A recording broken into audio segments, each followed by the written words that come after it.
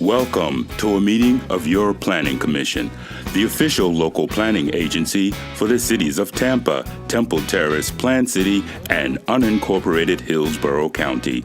The Planning Commission provides innovative leadership and long-range vision that contributes to the creation of a thriving, prosperous community that offers opportunity, fairness, and choice in how we live, move, learn, work, and play. For more information about the Planning Commission, please call 813-272-5940. Follow us on social media or visit our website at planhillsborough.org. Good afternoon and welcome to the November 19th, 2018 regular meeting of the Hillsborough County City-County Planning Commission. We thank you for attending this meeting. Your comments and participation are encouraged. Please sign the register at the rear of the room and turn off any devices that may be a distraction. And if you wish to address the commission on agenda items, we ask that you please complete the appropriate public comment sign-in sheet at the rear of the room now. When addressing the commission, please state your name and address and speak directly into the microphone. For those of you who are not familiar with our process, the meeting will be conducted as follows. An agenda item will be introduced and staff will give a presentation with a 15-minute time limit. The applicant will be given the opportunity also to make a presentation with a 15-minute time limit. Following presentations, members of the public may address the Planning Commission when recognized by the chair, and public comment will be heard for 3 minutes per person. The applicant will then be afforded a 3-minute period for rebuttal or response. Planning commissioners will ask questions, public comment will be closed, and upon a motion, a second, and discussion, a vote will be taken. With that introduction, I will ask Commissioner Green to lead us in the prayer and the Pledge of Allegiance. Please rise.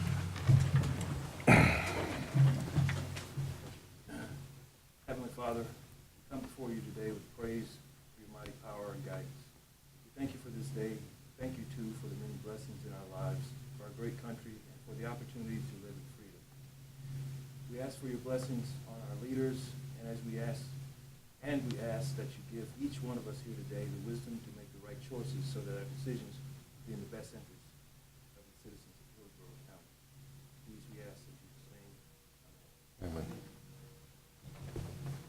Pledge allegiance to the flag of the United States of America and to the republic for which it stands, one nation, under God, indivisible, with liberty and justice for all.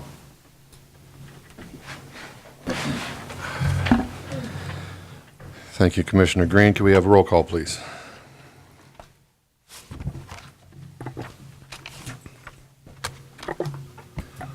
Good afternoon, Dix. Here. Green. Present. Joseph. Here. Kress. Marino. Here. Thrower. Here. Wilds. Here. Dickerson. Rodriguez. Here. Dowdy. Here. Powell. Here. Thank you. You have a quorum. Thank you. First item up is approval of the minutes for the regular meeting of October 8th, 2018, and the public hearing of Hillsborough County amendments on October 8th of 2018. Do we have any comments, questions, additions, deletions, or a motion to approve? Second. Have a motion by Commissioner Marino and a second by Commissioner Wiles. Is there any discussion? All those in favor signify by aye. Aye. Those opposed? Motion carries unanimously. Okay. He's not? Okay.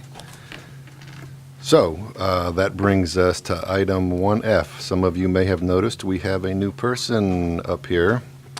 Ms. Willman, Commissioner Willman, but we need to have the standards of conduct and the oath of office to our new City of Tampa appointee. Ma'am, could you rise? Could you turn your mic on too, please?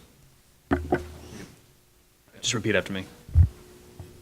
I, I, your name, Jennifer Willman, a Planning Commission appointee a Planning Commission appointee of the Tampa City Council, of the Tampa City Council, do solemnly swear or affirm do solemnly swear or affirm that I will faithfully perform the duties that I will faithfully perform the duties of my appointed office, of my appointed office, and I will support and honor and I will support and honor, to the best of my ability, to the best of my ability, all applicable laws all applicable laws of the state of Florida, of the state of Florida, the city of Tampa, the city of Tampa, as well as the bylaws, as well as the bylaws, beliefs, beliefs, vision, vision, mission, mission, policies, policies, procedures, procedures, and standards of conduct and standards of conduct of the Hillsborough County City-County Planning Commission. of the Hillsborough County City-County Planning Commission.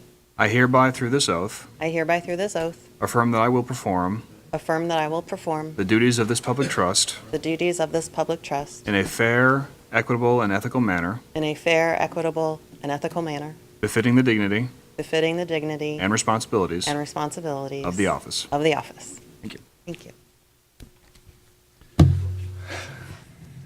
Now, after all that, Ms. Winwin, you'd like to tell us a little bit about yourself and Sure.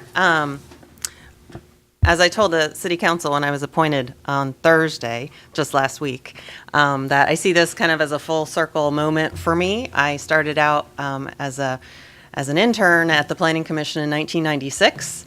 That was kind of when I knew I wanted to pursue this field. I had just graduated from USF in my Bachelor of Arts in Geography and was looking to further my education. And after my internship here, I went on to get a master's degree in community and regional planning at the University of Maryland. Ended up making my way back to Tampa in 2004, and I've been I was a consultant for a long time.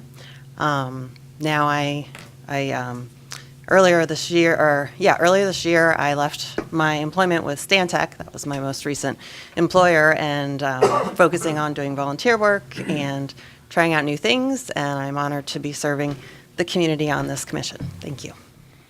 well, thank you. We look forward to having you.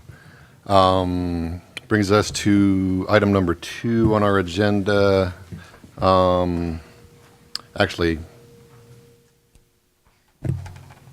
Let's go to item number 2. I'm sorry, I'm a little confused with the different paperwork. Election of officers. So I will turn it over to our attorney, Mr. Robin. Good afternoon, everyone. You want me to conduct the nominations portion as well? Yes. Okay. Through the statement of interest at your last meeting, there were 3 commissioners who expressed an interest in the office of chair: Commissioner Dowdy, Commissioner Powell, and Commissioner Thrower. The bylaws provide that additional nominees can be placed in nomination at the meeting. So if there are any additional nominees, would you announce that at this time? If not, I'll close the nominations and ask for you to fill out your ballot, please, for chair. And you should have a ballot in front of you. If you don't, please let me know. Put your name on them too, please, and I'll come around and collect those.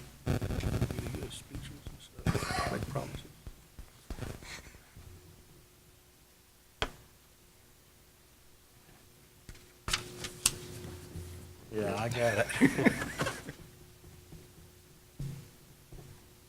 What do we do in the case of an overvote? I guess I'll have to examine the signature.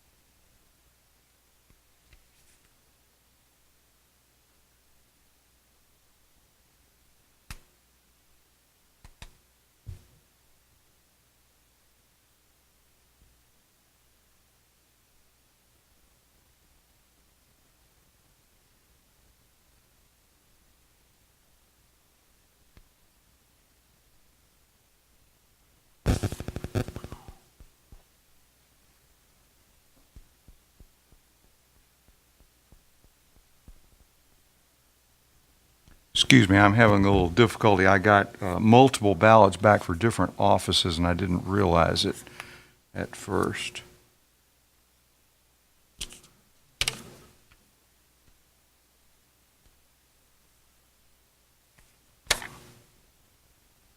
Tony is.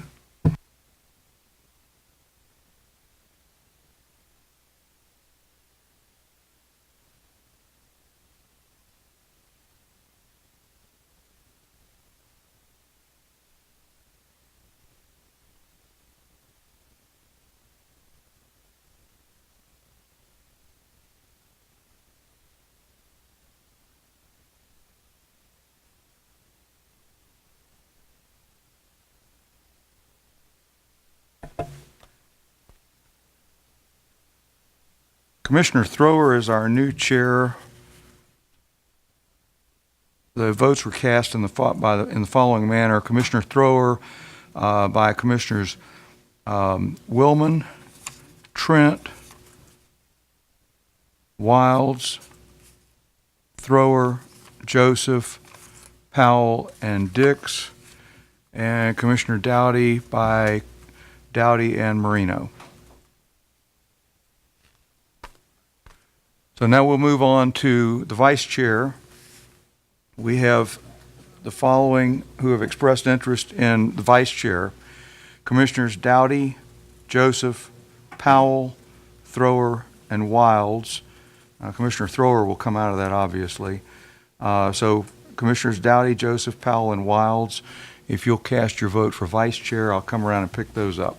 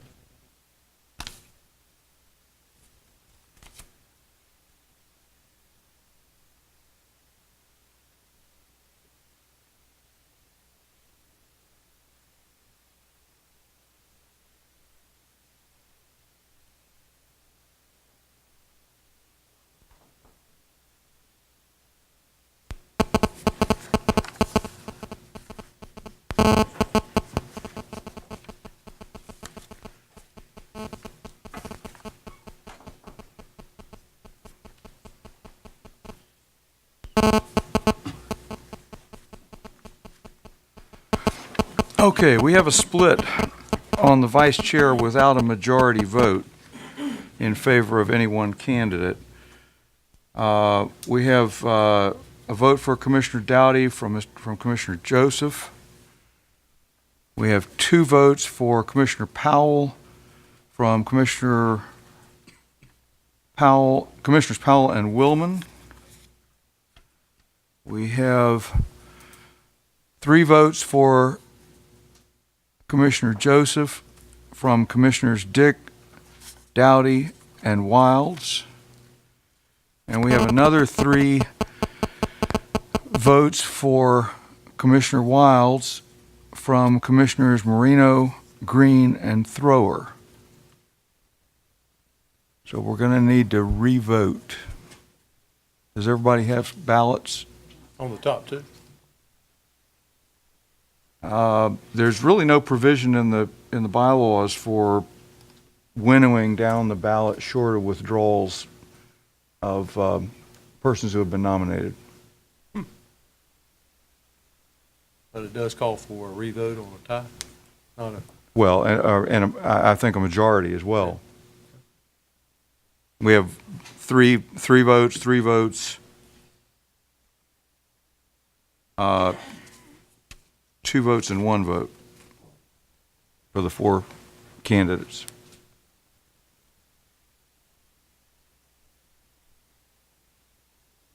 Sorry. We don't have printed extra ballots, but everyone should have, you have extra ballots, Pedro? Pedro has, oh, yeah, everyone should have a yellow pad of paper, can write down vice chair, the person's name, and your name, please.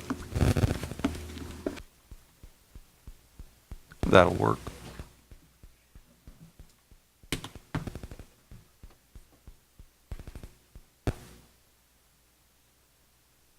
The candidates, once again, just for everybody's review, Commissioners Dowdy, Joseph, Powell, and Wilds.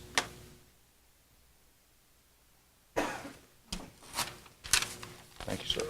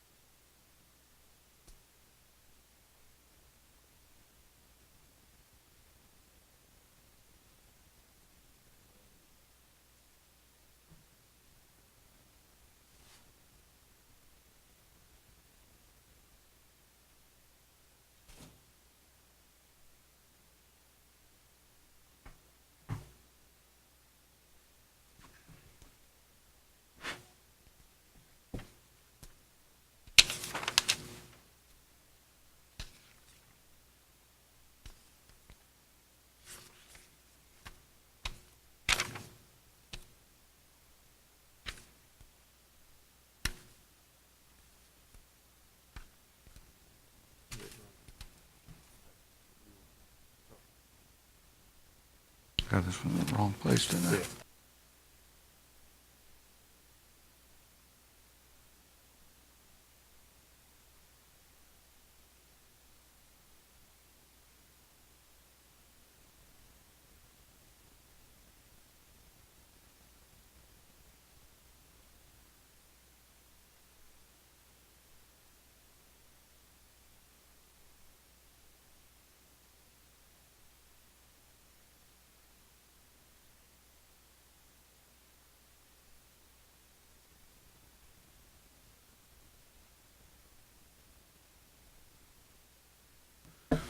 Okay.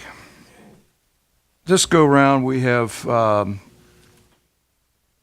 Commissioner Joseph voting for Commissioner Dowdy. We have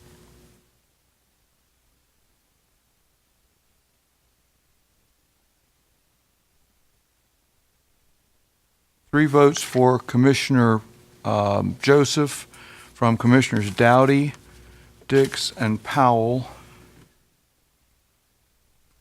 And we have, for Commissioner Wilds, we have the votes of Commissioner Willman, Green, Moreno, Wilds, and Thrower, which is a majority of those present. So congratulations, Commissioner Wilds. All right, let's move on to the member at large. And we have those expressing interest who have not already achieved or been appointed to office, Commissioners Dowdy, Joseph, and Powell. Are there any other nominations? Okay, we'll consider it closed. Please vote.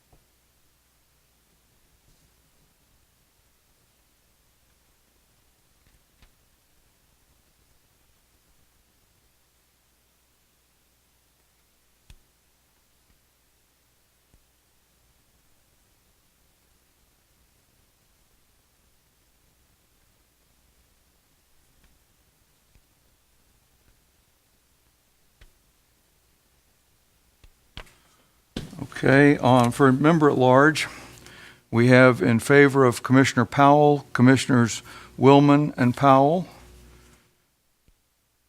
In favor of Commissioner Dowdy, we have Commissioners Dix and Wilds. And then we have the majority vote for Commissioner Joseph from Commissioners Green, Marino, Dowdy, Thrower, and Joseph. Congratulations. All right, we're down to the MPO member.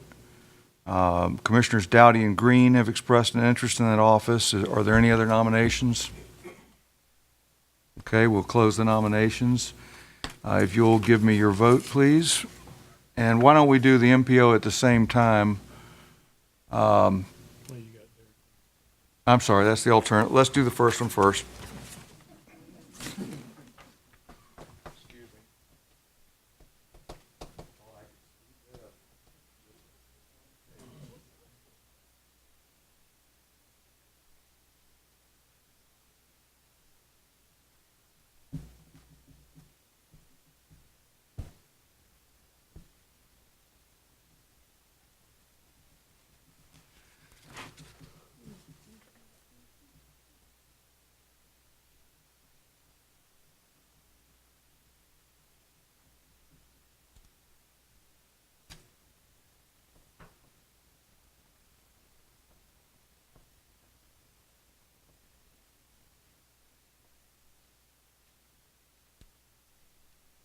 Commissioner Powell, I see one for an MPO alternate, but not for the MPO. Would you mind giving me your vote on that by separate paper?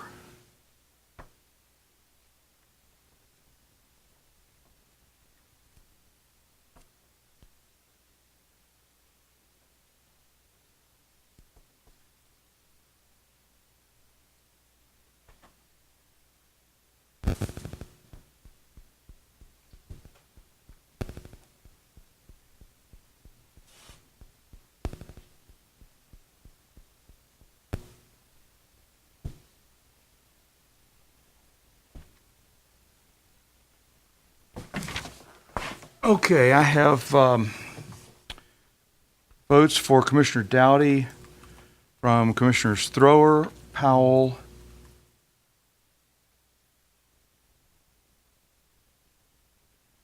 again Powell,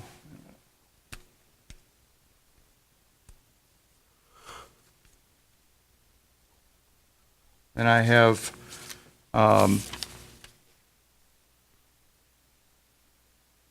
votes for Commissioner Green from Commissioners Dowdy, Green, Willman, Marino, Dix, Wilds, and Joseph. So, Commissioner Green, you're the MPO representative or member, and we have the alternate yet to elect. You'll cast your votes for, I have interest expressed by Commissioners Dowdy, Kress, and Marino, unless there's any other nominations. I'll close the nominations on that then.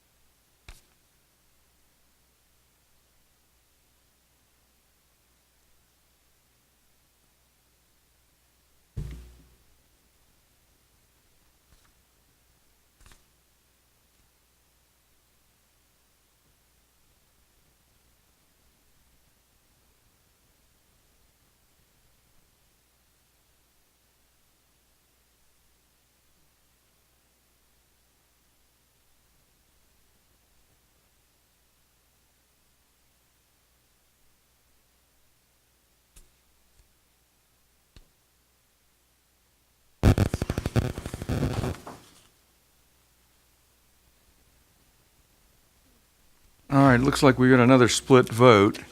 We've got Commissioner Dowdy by Commissioner Powell.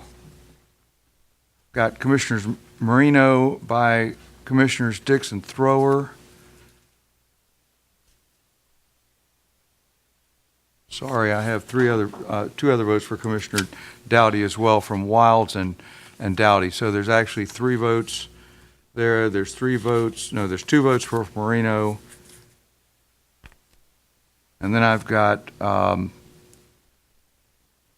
votes for Commissioner Kress from Joseph, Green, Willman, and Marino. Can I take myself out? On the next round, yes. Yes.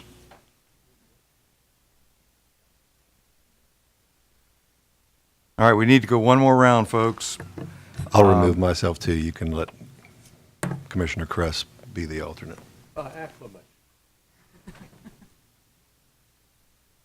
So moved. Okay? All in favor? Aye. Means if you're not here, you get appointed. It does happen that way.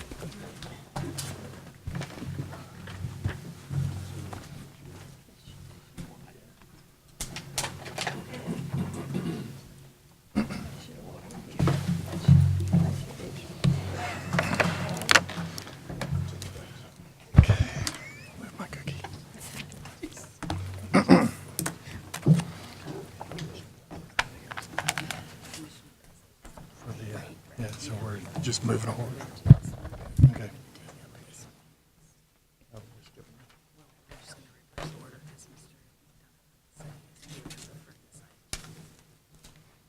Okay. Okay. Thank you. I first wanted to say that Commissioner Dowdy's done an excellent job as chairman, and I wanted to thank him for his leadership. So I enjoyed serving on board under you, and you've done an excellent job. So hopefully I can do as good. Okay, next up is public input. Is there anybody in the audience who has any comments or would like to make any comments on any items? Please come forward, state your name and address.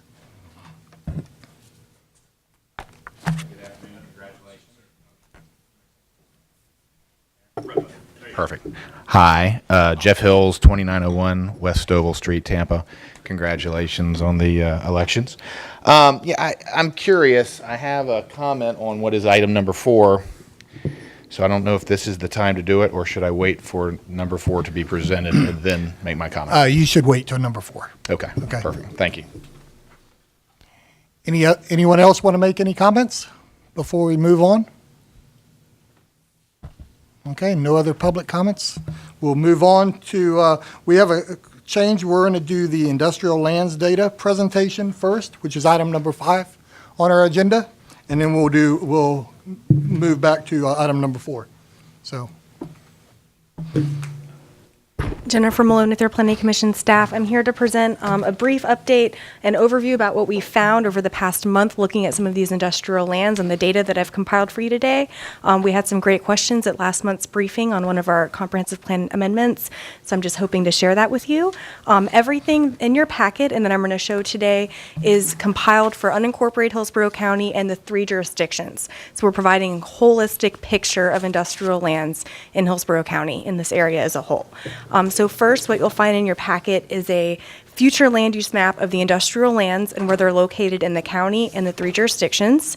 And I'm going to put that on the Elmo. I don't have a microphone, so I'm just going to talk about it back over here, the colors on the map. So I'll be right back.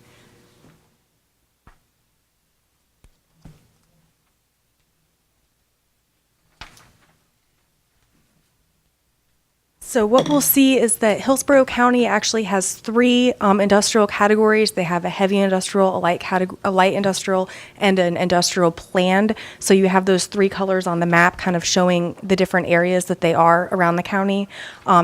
Tampa has 2 industrial categories. They have a heavy and a light. Those are represented on the map too. Plant City and Temple Terrace only have industrial, and those are represented in pink because they only have one category for those industrial lands. Another trend, you'll see some of the industrial is located with water access for some port-related activity, as well as there's some located along those major corridors. Plant City has a cluster of industrial as well, which is on the map. And hopefully, either you can see the map in your packet or it's on the, I'm not sure if it's on the screen, but everyone should have it in their packet as part of the attachment on this item. Okay.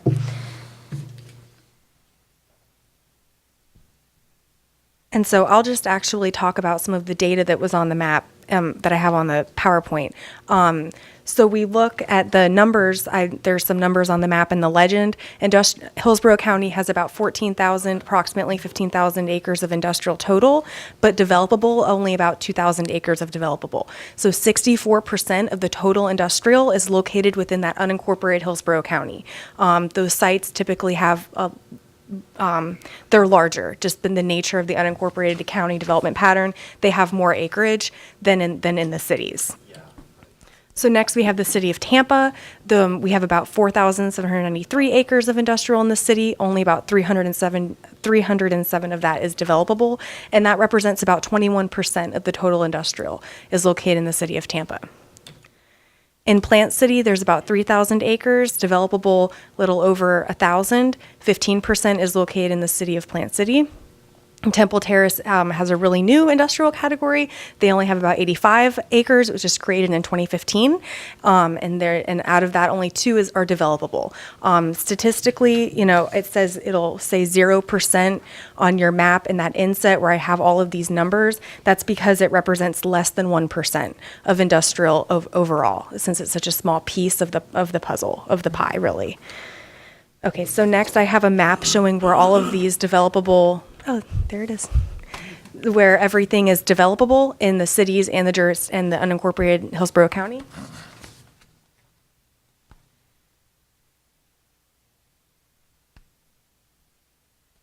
So overall, and so everything in pink is developable. That means it has an existing land use category of either agriculture or vacant, and it excludes wetlands. So that's how we mapped that and came up with that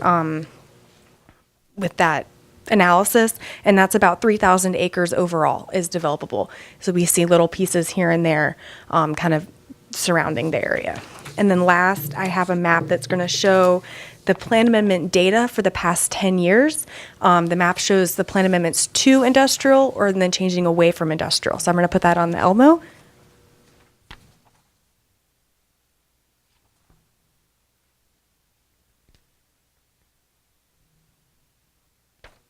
So the important thing to note with this map is that the purple dots represent going away from industrial. And so we're seeing a lot of those amendments over the last 10 years in the city of Tampa. The green dots are changing to industrial. So a lot of the other areas have more of a mix.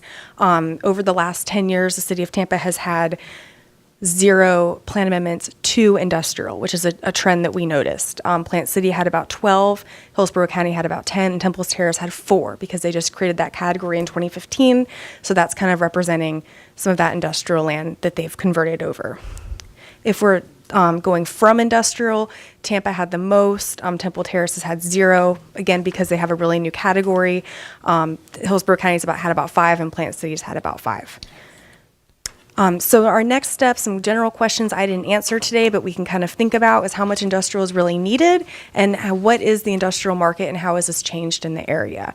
But I hope we provided a nice picture of the puzzle. Bob McDonough is here from the City of Tampa to answer any questions you might have about industrial in the City of Tampa, and I'm available to answer any questions that were in your packet, any of that data and analysis that you might have. Thank you. Okay, thank you. Any questions from commissioners? Commissioner Nigel Joseph. Thank you, Mr. Chair. I just wanted to say you did a great job on this report. I know I didn't get back to you by email, but you guys have been dealing with me for a while on this industrial stuff. And I think this packet, this presentation for this meeting was a great deal to give the commissioners an idea of what's going on with the industrial land within the county and within the city.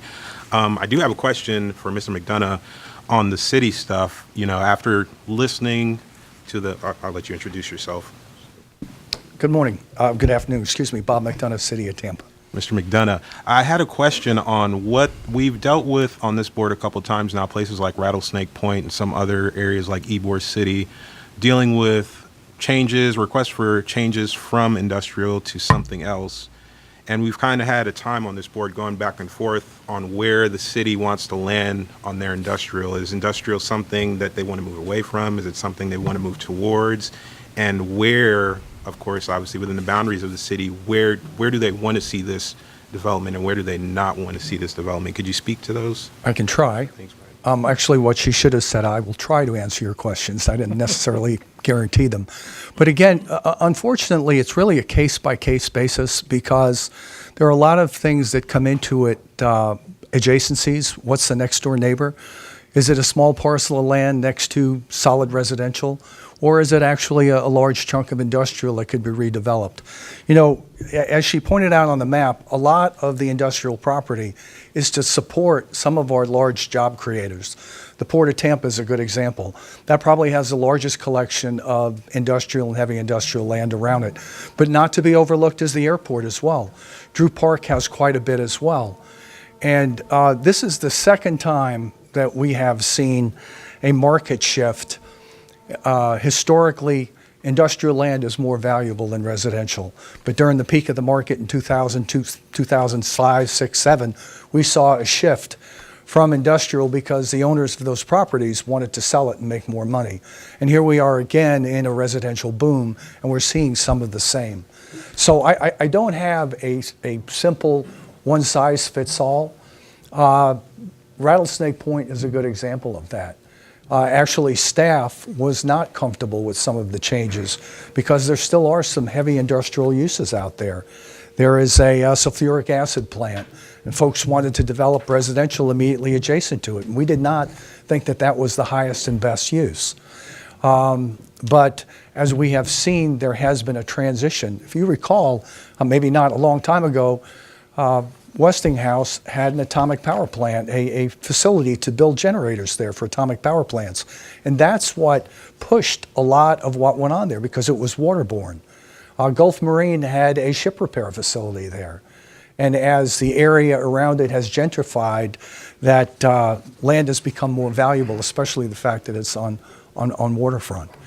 And so, I think that what will happen is on a case-by-case basis, you'll see city staff make recommendations that, yes, we do advocate for a change in some areas and some we don't.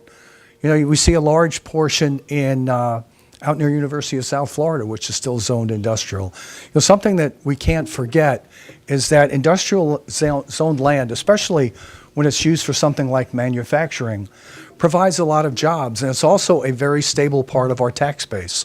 Chrome Alloy, who's been a manufacturer here in Hillsborough County for a number of years, they're doing a joint venture right now. They're building another plant. That's 350 jobs and $139 million of investment. When you spend that much money on a plant, they don't move very often. And so again, it's great for our tax base, and it's also a very good source of employment. SAE, who is a manufacturer of aircraft simulators. They're going to be building a new plant next to the airport. Again, a great adjacency, and that is something they pay anywhere between 150 and 200% of the going wage in our marketplace. And again, when you spend $150 million on a plant, you're not going to pick up and leave the next week. And so from an economic point of view, we like the stability that some of this provides. You know, Drew Park, lots and lots of small businesses are located there, specifically because it's one of the few places you can do outside storage, which these zoning categories, it's not glamorous, but you know, if you had a scaffolding company or you had porta potties, again, not the most glamorous business in the world, but you have to have a place that allows outside storage.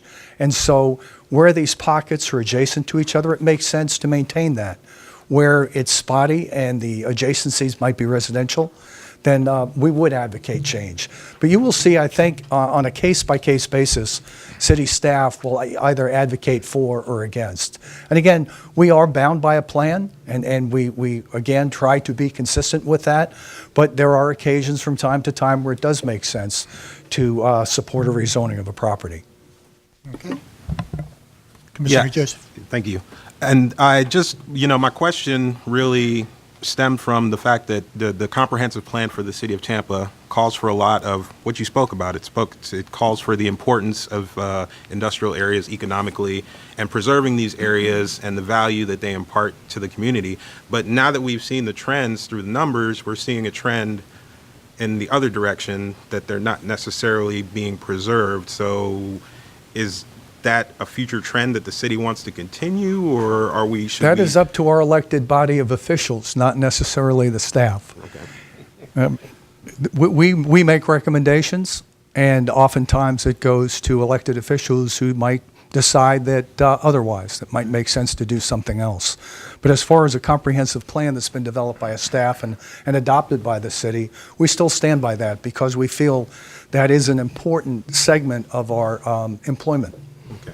And the reason I ask that is because we're coming up on this cycle of redoing them. So maybe that's an area we might need to look at in the future, massaging or changing somehow. That's kind of where I was leading to. So Consistencies with adjacencies is probably the most important thing. Because again, when you talk about industrial uses, a lot of times you have noise and dust.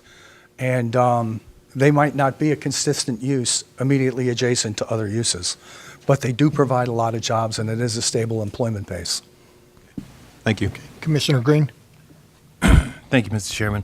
Mr. McDonough, I had a question similar to a point you just touched on, which has to do with the adjacencies of these industrial areas or industrial land, let's say, specifically in terms of its relative location to our strategic intermodal system, our freight system in particular. Right. I know our port is ramping up cargo operations, and no doubt we'll see a lot more trucks on the roads pretty soon.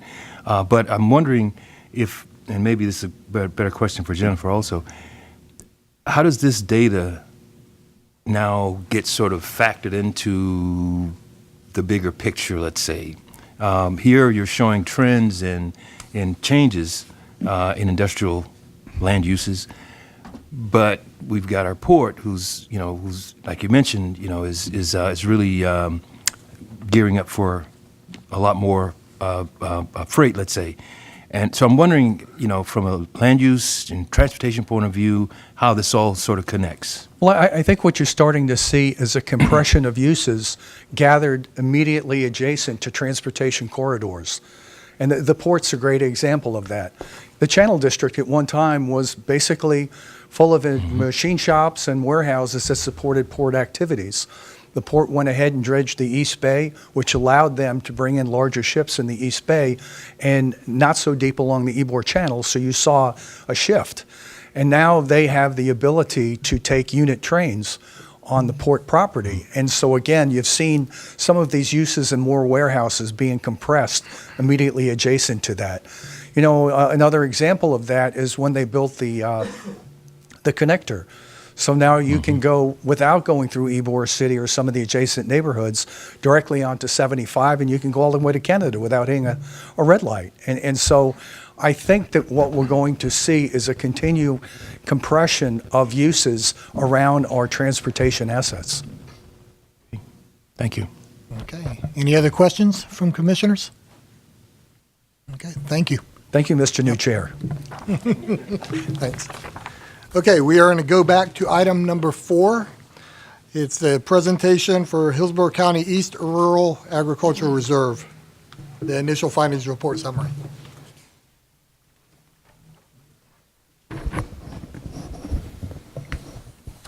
Pedro Parr, Planning Commission staff. I'm here again with the East Rural Agricultural Reserve initial findings report. Well, this was completed in May of this year. It is still in draft form. The background to this item is that we had a request by the Board of County Commissioners to do an analysis of land uses and the agricultural uses and production in East Hillsborough County. The intent was to look at land use trends and changes in the current draft in the southeast Hillsborough. Originally, staff, when we got the request in-house, we looked at a boundary that included everything that was outside the urban service boundary on the east side of the county. When we brought back some of that initial data, the boundary was changed to what you have in front of you. It is based on data that comes from 2007 as point data, 2012, and 2017. The study was done in cooperation with a group of people, the county's development services, public works, public utilities, economic development, environmental protection, and the University of Florida, Institute of Florida, and Agricultural Services came together, and we talked over the data as it was assembled and as we moved to develop the report. The study area, as you see now, is comprised of 132,683 acres. It is bounded on the west by the urban service boundary minus the residential Plan 2 category. That was one of the changes to the original study area, was to remove the residential Plan 2. And then the southern border is Manatee County line, and the eastern boundary is Polk County line, and on the north is Highway 60. The report is divided into existing land use, building permits, future land use, and agricultural production. So if we begin with the existing land use,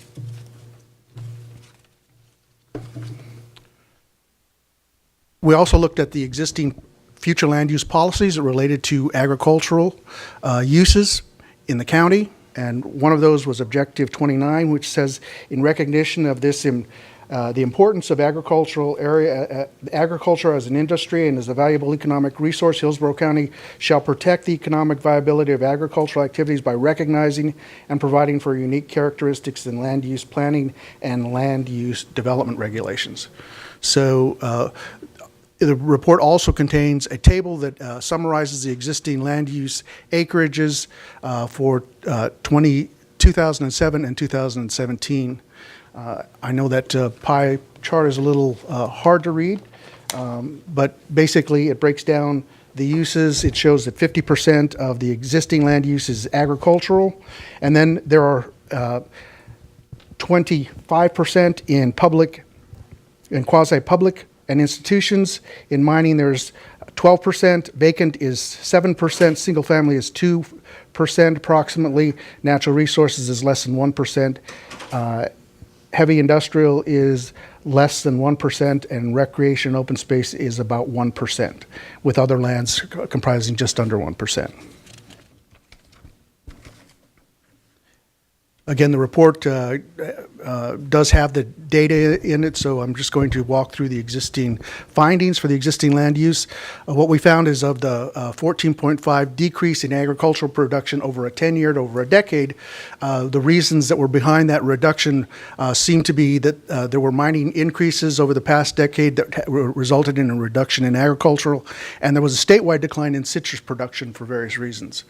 Also, there was a smaller percentage of change. It was the result of changing land uses to natural preservation and heavy industrial, a much smaller percentage. And those changes that were from agricultural to residential were almost negligible, and there were no commercial increases. Under the building permits, again, the objective that pertains to building permits or building activity in the rural area was Objective 1 from the future land use that basically talks about proactively directing new growth inside of the urban service area. 80% of the population growth should be directed there, and that it should, at the same time, not impede existing agricultural uses. And the measure, the main measure that was pointed out to see whether this was working or not was to measure permit activity. So again, if you look at the chart, almost 90% of all development took place inside of the urban service area. So the findings from the building permit section showed that objective 1 is being met. It's being achieved. It's being achieved to over the 80% that was the benchmark at about 90%. In the future land use section, the objective 4, the rural area will provide areas for long-term agricultural uses and large lot, low-density rural residential uses which can exist without the threat of urban or suburban encroachment, with a goal that no more than 20% of the population growth within the county will occur in the rural area. So if you look at the table under the future land use, what we found in terms of the findings were that the predominant future land use categories are typically rural in nature. The large lot, low density, and the allowed uses. 87% of the land allows for natural preservation and development at 1 unit per 5 acres or larger. Under the agricultural production, there were 2 identified policies from the future land use. Objective 29, we looked at before, which recognized the importance of agricultural as an industry and a valuable economic resource. And then in addition, there was Objective 30, recognizing that the continued existence of agricultural activities is beneficial and that the county will develop, in coordination with appropriate entities, economic incentives to encourage and expand agricultural activities. So at the same time, we want to preserve them. Where appropriately, we want to have the expansion of like uses, complementary uses. Again, there are tables within the report itself, but if we go back to the findings, the general findings, so in addition to what we talked about under the existing land use related to the changes and why they changed under mining and citrus production, we also found that the reduction in agricultural production does not necessarily equate to a loss of agricultural lands. And so what that can be taken to is that sometimes the loss through mining of a set of lands doesn't mean that it would always come out of agricultural production. The one exception would be those acres that go from agricultural to residential. They probably aren't going to move back into the agricultural market. The cost would be too high and prohibitive.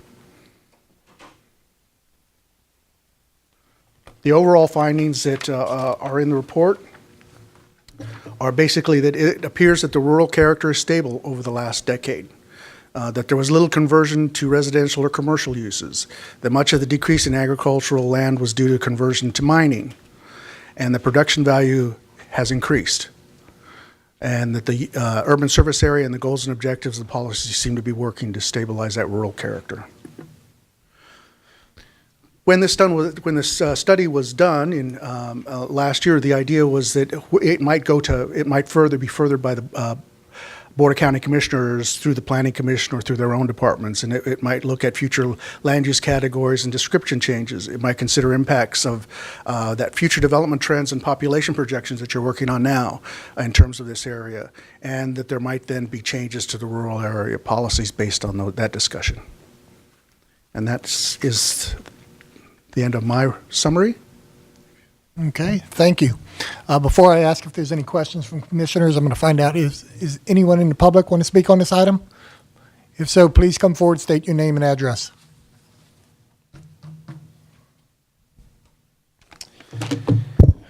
Hi again. Jeff Hills, 2901 West Stovall Street, Tampa, 33629. So I know a little bit about land use and policies and plans, but I'm curious, having owned a good bit of property out here, as background, I hope the board understands that the WVR2, which was the Waimama Village 2 unit 3 acre, is actually a spinoff of the RP2 land use category. As part of a planning, I believe it was a planning commission overlay neighborhood plan that won all sorts of awards. The residents, including myself, and now including the incoming Mary Ella Smith, County Commissioner, we spent a lot of time working with Planning Commission staff on creating this plan that basically improved a lot of the conditions under the previous RP2 land use category that helped spur development, spur residential development in particular, and in my case. And so it's curious to me that when this plan came out, somebody thought highly enough of the RP2 to take it out because it kind of contradicts the purpose of this plan, which is to look at agricultural uses and the rural nature of the area. They thought well enough of taking the RP2 out because obviously that was going to get developed, but they didn't think well enough to take the WVR2 out, which is actually an improved version of RP2. So I understand that I think the boundary was provided to the Planning Commission from, I was told, Development Services. But somebody from the Planning Commission should be looking at that going, it doesn't make sense to keep the WVR2 in this plan area. I'll just leave it at that. Thank you. Okay, thank you. Any other public comment?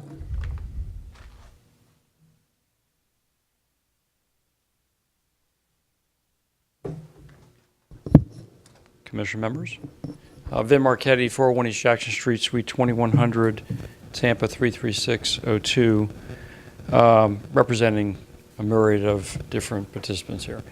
Wanted to start by saying that I think you should have received, actually staff received an email from Reed Fishbach this afternoon at around 2 o'clock, I think. So Reed is heavily engaged with, as a broker and realtor, representing numerous agricultural property owners in eastern Hillsborough County. I think he has some very good comments that you'd probably want to look at along the way here. He's really tuned into the marketplace, tuned into agriculture, of course, as well. And I think it would be helpful if you consider his questions and comments that he had there on the report. The report is dated May of 2018. It's a little bit dated, I think. There's quite a bit of inventory that's additional inventory collected. I think data collected since that point in time, which the report was probably drafted. My guess is there are probably more infill projects now in the urban service area that have been completed in terms of land use and zoning and entitlements. So the report should reflect that.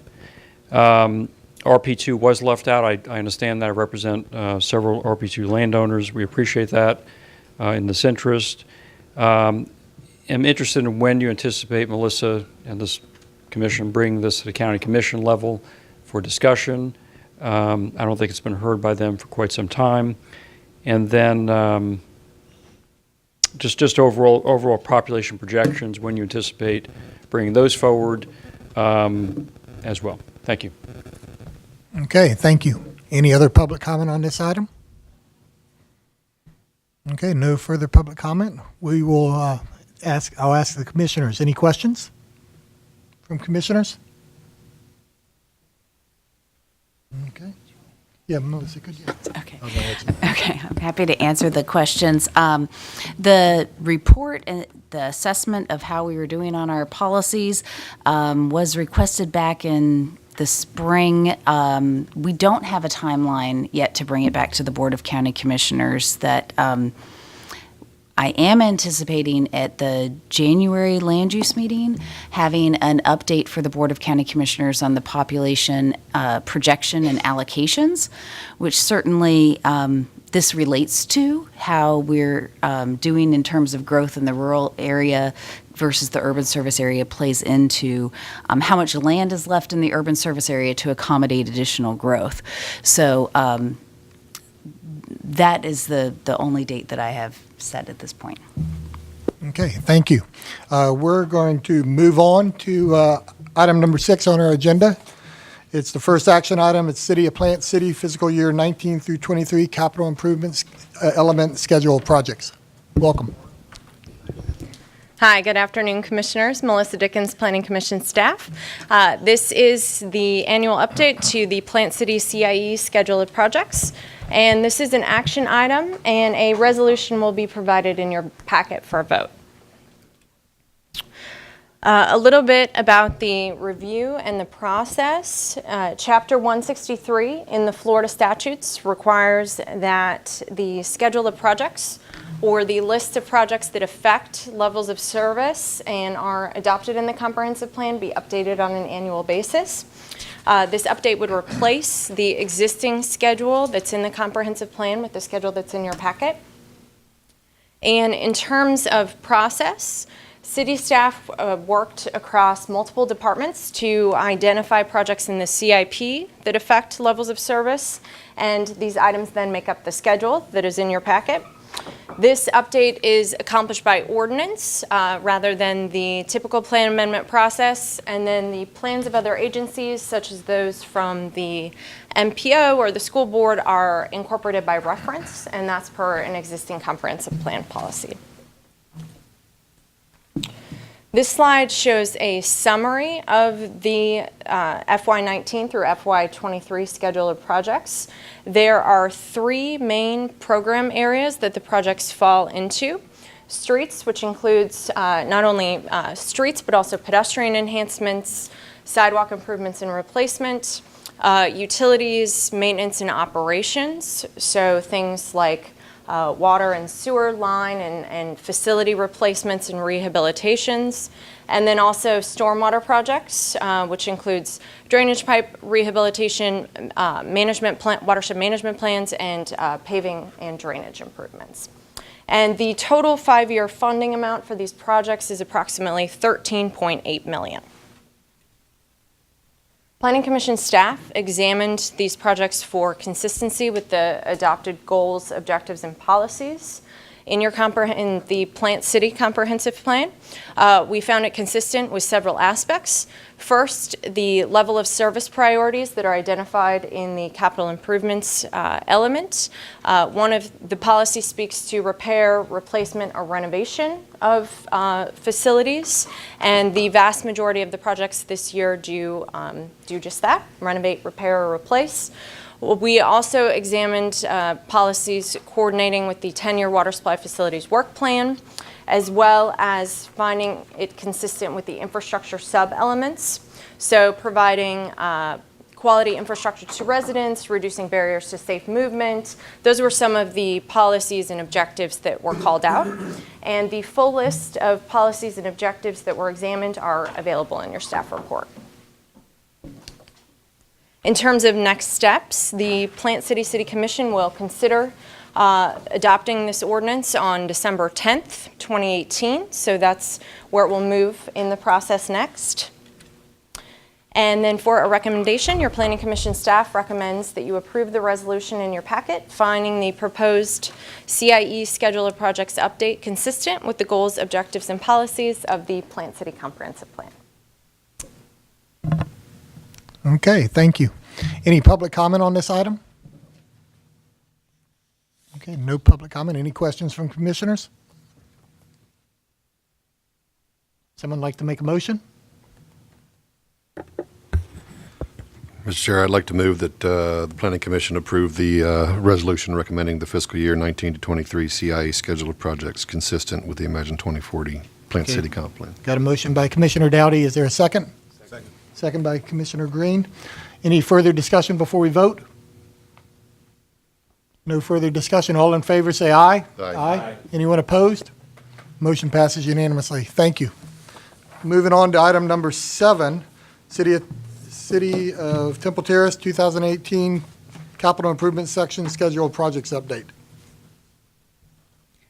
Hi, I'm Melissa Dickens, Senior Planner with the Planning Commission staff, here to talk through the Temple Terrace Capital Improvement Section Schedule of Projects Update. And this, some of this may be a little bit familiar, so I will try to keep this portion brief. Again, this review is conducted in accordance with Chapter 163 in the Florida statutes. The update would replace the existing CIS schedule, with the schedule that is listed in your packets, and the list of projects in your packet will be updated with the CIS schedule title when it is adopted in the comprehensive plan. Again, this update is accomplished by ordinance, and the CIS schedule was reviewed for consistency with the comprehensive plan. I wanted to talk a little bit about the process for developing the Temple Terrace CIS schedule, as it is a little different than Plant City. First, Temple Terrace and Planning Commission staff worked to identify projects from the city's adopted CIP that affect an adopted level of service, so that was done collaboratively. City staff identified whether the project eliminated a deficiency, was intended to maintain level of service, or was planned for future growth. And city staff also requested that the list of 10-year or long-range transportation projects be incorporated as part of the CIS schedule.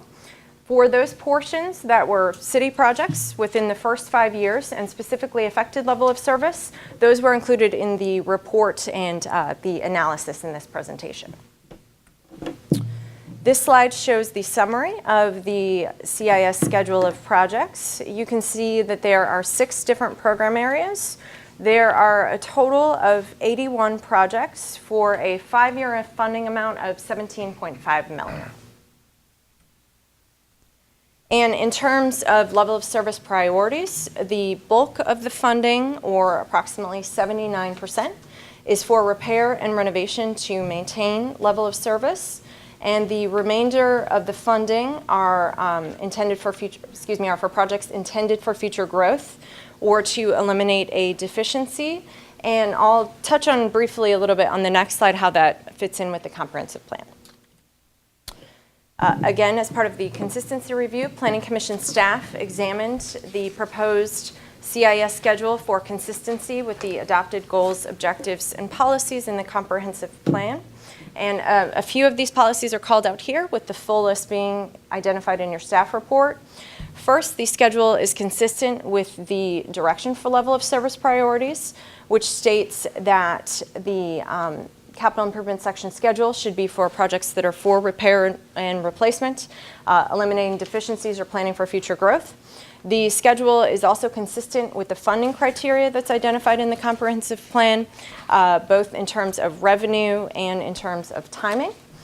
And then finally, the schedule of projects furthers several of the infrastructure sub-elements that are identified here, from potable water and wastewater, stormwater management, solid waste, and recreation and open space.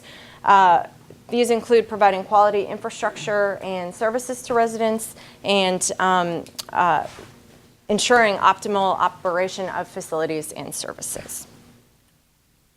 And in terms of where we are in the process, the next step will be the Temple Terrace City Council meeting, where they will be determining the adoption by ordinance. That's scheduled for December 18th of this year. And then for a recommendation, your Planning Commission staff recommends that you find the 2018 CIS schedule of projects consistent with the Temple Terrace Comprehensive Plan.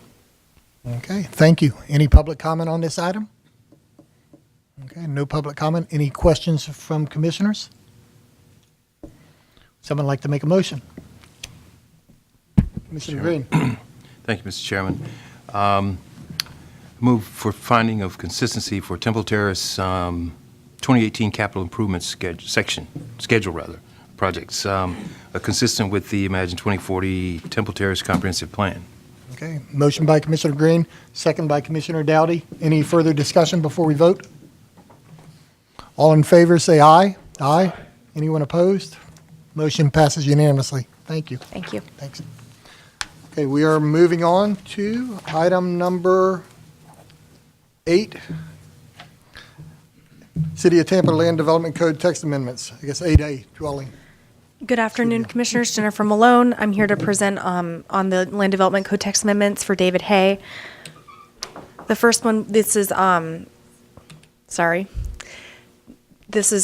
tackling the definition of a dwelling studio in the City of Tampa Land Development Code. It was a privately initiated amendment as part of the July 2018 cycle. It will add a definition for dwelling studio and remove the definition for dwelling efficiency in the code, and it will also establish a parking ratio for 0.5 units for each dwelling studio unit in the central business district, which is basically downtown Tampa is the central business district. We did find it consistent with the comprehensive plan because it does provide housing choices. We have policies about implementing the planning process and improvements, which is really defining those areas in the code where we can streamline things to better serve the public. We also found it consistent because we do have policies about reducing the parking requirements to promote transit.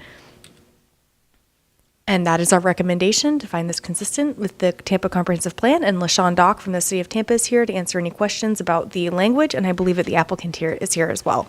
Thank you. Okay. Does the applicant want to say anything? Okay. Good afternoon, Clayton Bricklemeyer Law Group, representing the applicant. Really, we're just available for questions. We appreciate the staff's help.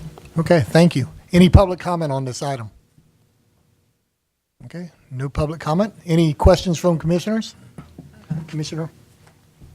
Yeah, I have a question about, in the definition of studio, that it changed from having no square footage requirement to now having a square footage requirement, and I know this will be up to Tampa City Council to hash out the details, but I was just curious if there is, does this mean that it's setting a maximum square footage requirement for a studio? And what if the unit is more than 580 square feet? What happens there? LaShawn Dock, City of Tampa Planning.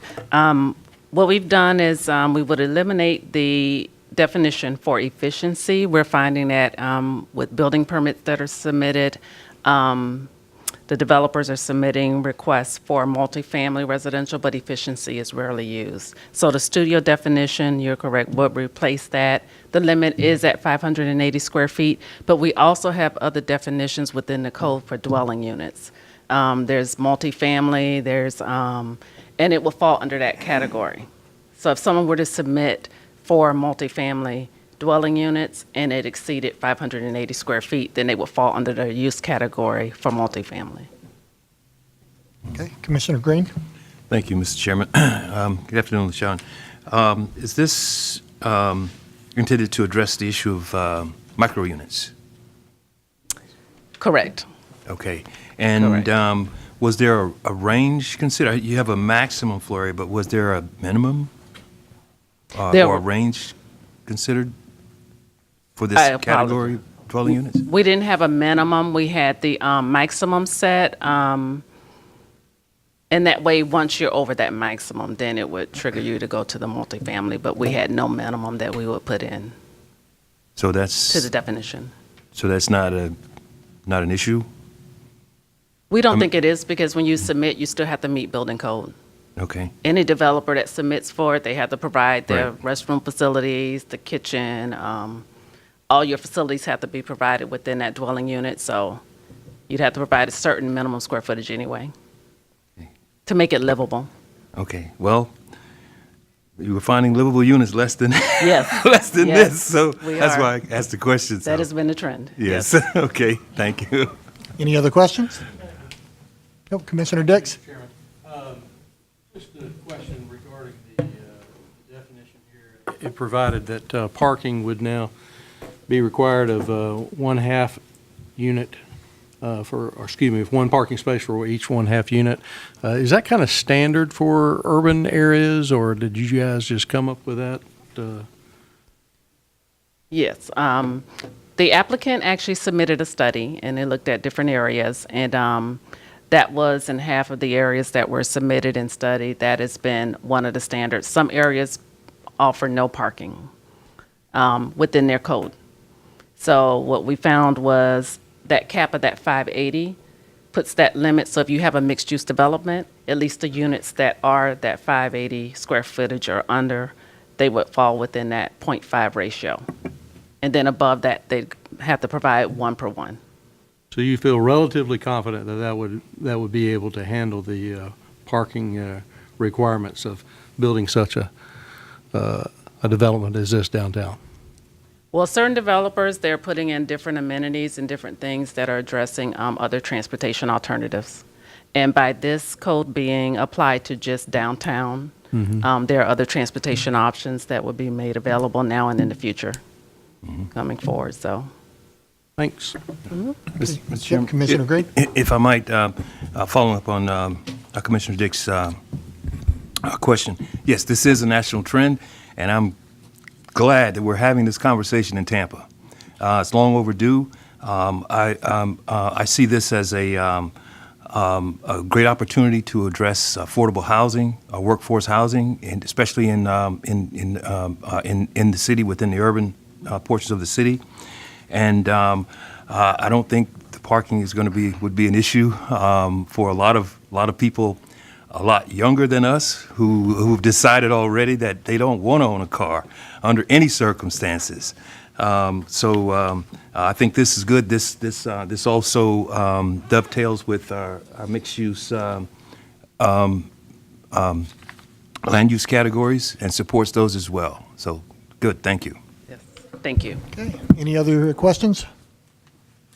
Someone like to make a motion? Commissioner Marino? I move that we approve the attached resolution finding the proposed land development code text amendment related to regulations regarding studio dwelling units in the city of Tampa consistent with the Imagine 2040 Tampa Comprehensive Plan, and forward this recommendation to Tampa City Council. Okay, got a motion by Commissioner Marino. Do we have a second? Second by Commissioner. Okay. Any further questions, discussion before we vote? Excuse me, I'm sorry, who made the second for the motion? Commissioner Powell. Okay, thank you. Commissioner Powell. Yeah, we got a motion by Commissioner Marino, second by Commissioner Powell. Any further discussion? All in favor, say aye. Aye. Anyone opposed? Motion passes unanimously. Thank you. We're moving on to item 8B, City of Tampa Land Development Code Text Amendments, Temporary Special Uses. Jennifer Malone again with your Planning Commission staff, presenting on behalf of David Hay on the Tampa Land Development Code for a text amendment, temporary special events. This is also part of the July 2018 cycle, and it is privately initiated. This request would establish parking regulations for temporary special events. It would also allow off-site parking up to a maximum of 5 miles from that temporary special event. This would also require the applicant to submit a detailed parking plan, 1 parking space for every 4 expected attendees, and it would also establish offsets for required parking. We did find this consistent with the comprehensive plan. The comprehensive plan has several policies about allowing considerations of off-site parking, as well as providing for uniform implementation. This 5-mile radius will be applied uniformly for every special event and every applicant willing to have that permit. So we did find this consistent with the comprehensive plan, and LaShawn is here to answer any questions. Thank you. Okay. Okay. Any public comment on this item? I do believe the applicant is here as well. Oh, the applicant? Would the applicant like to speak on this item? Okay. Any public comment on this item? Okay, no public comment. Any questions from commissioners? Commissioner Marino. Yeah. My question was, what type of events would qualify under this amendment? It's not, I'm assuming it's not a Bucks game or a Lightning game. So it's my understanding, and LaShawn can further clarify, that there are city special events such as Gasparilla is the big one, and parades, etc. Okay, so then a follow-up to that, hold on, let me go back to where I was.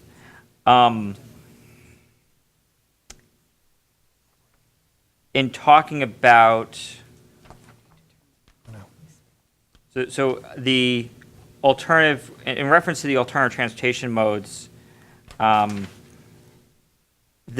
guess the concern that I have is that in order to facilitate some of these events, you have to have road closures.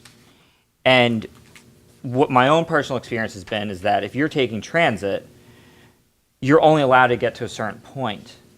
And in some cases, that point is not really near the event. So in looking at this, my concern was that it kind of addresses the need for alternative modes, but you still have a situation where if you're an event goer, transit is not the best option because you're still pretty far away from the event. So that's one point. And the second point, for a regular transit rider, there's an inconvenience because now you can't get near to where you're going. And I'm thinking of, for example, going to TGH during Gasparilla, because you could be on that same bus to go to the parade, and you're getting off and you're walking and you're kind of already in the parade. But if you're going to Gasparilla, your last chance is at Swan and Howard. Or I'm sorry, if you're going to TGH, your last chance at Swan and Howard, or you get on the interstate. So was there any consideration to figure out, could you make those closed roads maybe transit only, so you could allow a bus to go through at least closer towards the event time period, rather than, as soon as the road is closed, transit has no opportunity in that space? Yes, LaShawn Dock, City of Tampa Planning.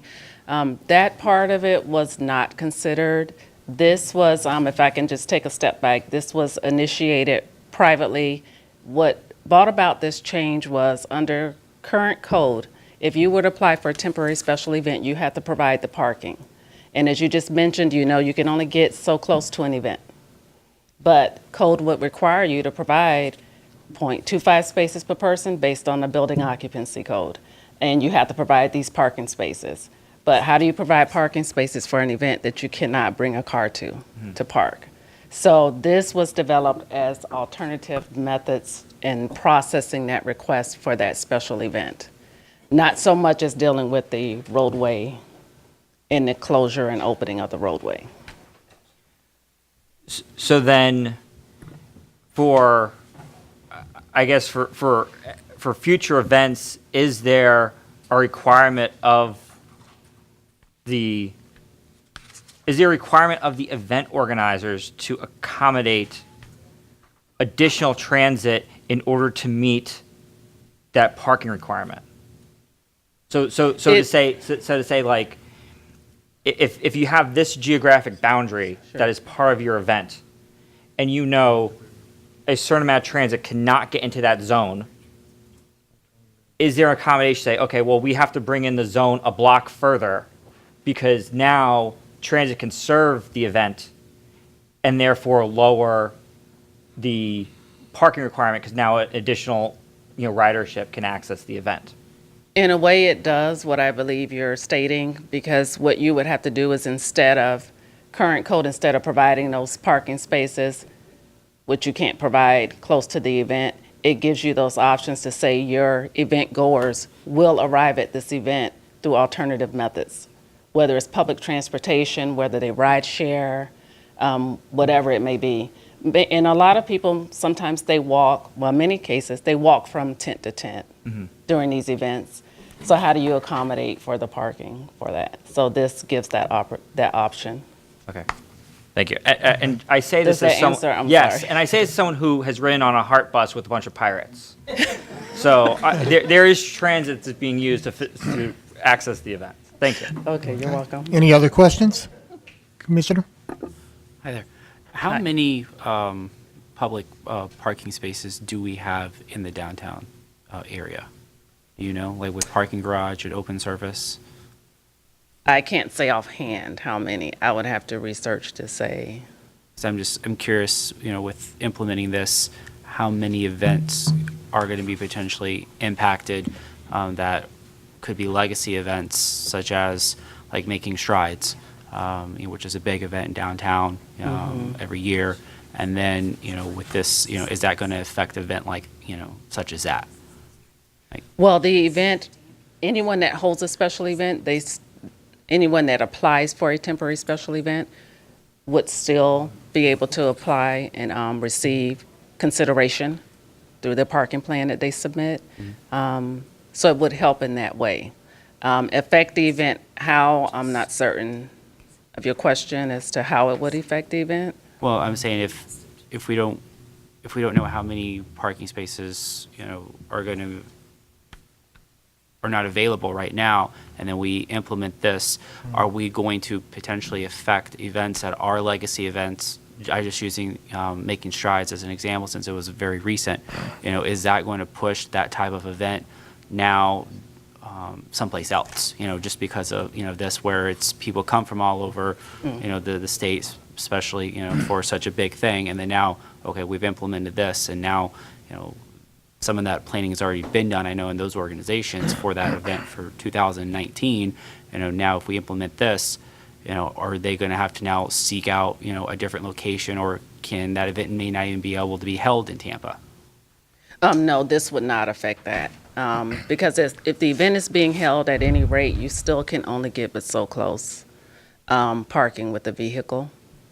So I think you're concerned with the parking and what's available downtown during events. This would not affect it. Okay, any other questions? Commissioner Green? Thank you, Mr. Chairman. One last question, Sean. Yes. This is intended to address smaller private events, right? Or, public events are, Correct. They're going to happen in, like they've always done, but we're Correct, talking they about would. smaller private events. Correct, smaller temporary events. Now, scale of private events. Now, we're not talking about the scale of a block party, somebody throwing a neighborhood No. event This like is that. generally the tents you'll see in there. Okay. They may have a certain group organization that comes through, and you can walk through from tent to So we're tent. talking about and something have- at least on a parcel. Anywhere from not sure about numbers, but we're talking about a substantial number of people in attendance for something like this, nevertheless, though. Sure. Right, yes. okay, all right. Okay. Thank you. Any other questions? Yep, Commissioner Dix? What is the, tonight? So I was just going by what the tech guy said. Anyway, what's the current range for the temporary parking, in other words, allowing temporary parking? Currently, you can have your temporary parking within a 5-mile radius of the event. And so what we did was we broke this down with the revision to actually further limit it. So depending on the proximity of your temporary special event, the closer you are with your tent and your special event to the actual event that is happening, it allows you a certain distance to have your parking accounted for. The further away you are from the actual event that occurs, then that's when that distance changes. So that's why you'll see the categories defined with less than a mile and then more than a mile. So the maximum distance doesn't change with this? The maximum distance would not change. At 5 miles, we took the distance, if we said from, let's say, downtown to the Raymond James Stadium. If someone wanted to provide parking there and then shuttle. But the one caveat is that you must provide that information as to how you're going to get your occupants to that, Thanks. from that temporary parking to that event. Thank you. Any other questions? I do have one question. Looking at this, one of the items that said is added is establishment of one parking space for 4 expected attendees. However, previously it was for every attendee you had to provide 0.25 spaces, which comes out to the same number.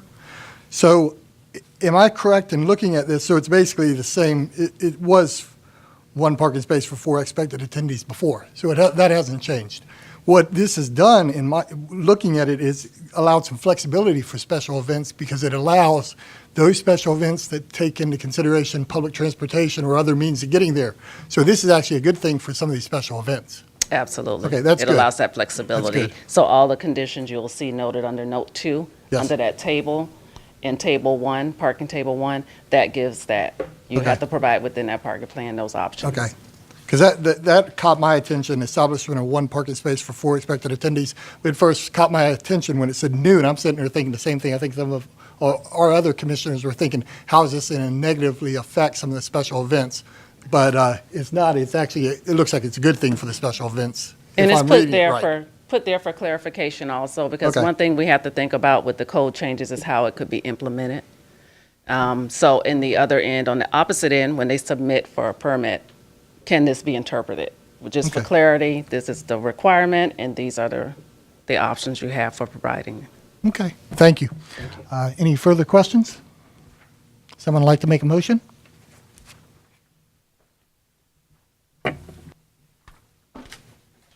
Commissioner Green?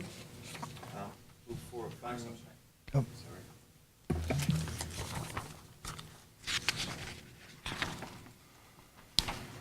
Move for a finding of Tampa Land Development Code text amended text amendment, temporary special event, as being consistent with the Imagine 2040 Tampa Comprehensive Plan. Okay. Motion by Commissioner Green, second by Commissioner Wiles. Any further discussion before we vote? All in favor, say aye. Aye. Anyone opposed? Motion passes unanimously. Thank you. Next up is 9A, briefing for Hillsborough County Plan Amendment 18-16.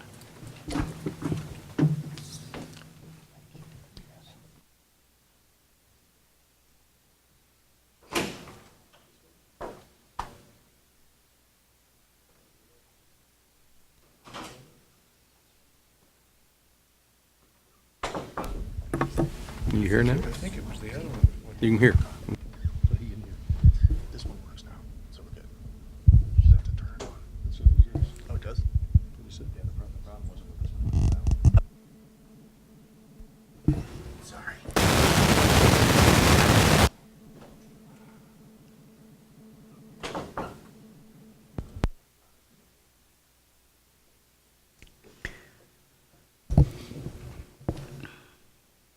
Good afternoon, Commissioners. Unica Mills, Planning Commission staff. I'm here to present to you this afternoon HCCPA 1816.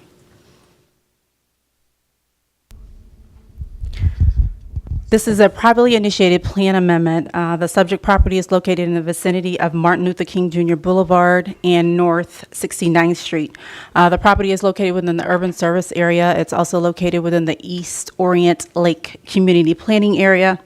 The applicant is requesting a future land use designation change from Research Corporate Park to Light Industrial Planned. Here is an aerial of the site. The site is depicted with the three stars. The request is small in scale at approximately 9 acres. Let's give you some more context. I'm going to zoom out to another aerial. North of the site, we have Chelsea Street here. We have east of the site, Orient Road. We have Interstate 4 west of the site, and Martin Luther King Jr. Boulevard, which is south of the site. Some of the uses in the area, as you can see along Chelsea, is a single-family residential here. To the west, we have a pocket of light industrial uses here. We have another pocket of single-family residential here.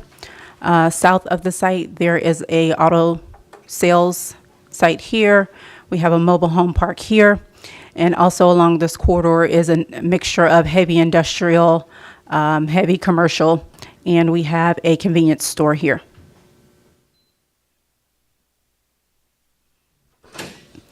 Currently, the future land use designation is, Research Corporate Park. Other future land use designations in the area include residential 12. We have a pocket of light industrial here. Urban mixed use 20 here. You can barely tell the difference in color, but this is community mixed use 12 here, and this is public, quasi-public. The request again is to change a future land use designation to light industrial planned. Potential impacts of this site, if it was to develop with residential, it would have to develop under a traditional neighborhood development. It could possibly receive up to 274 units, or for non-residential entitlements with a 1 FAR, it could possibly receive up to 398,000 square feet of non-residential uses. For the future land use designation change, there would not be the potential for residential development. And the floor area ratio would decrease to approximately 199,000 square feet for non-residential entitlements. Also with this, there would be the allowance of open storage with the change to light industrial planned.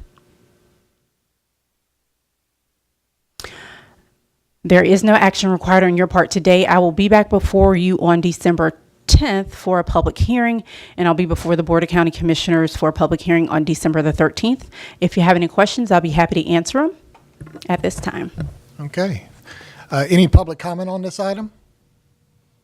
Any questions from commissioners? Commissioner Green? Thank you, Mr. Chairman.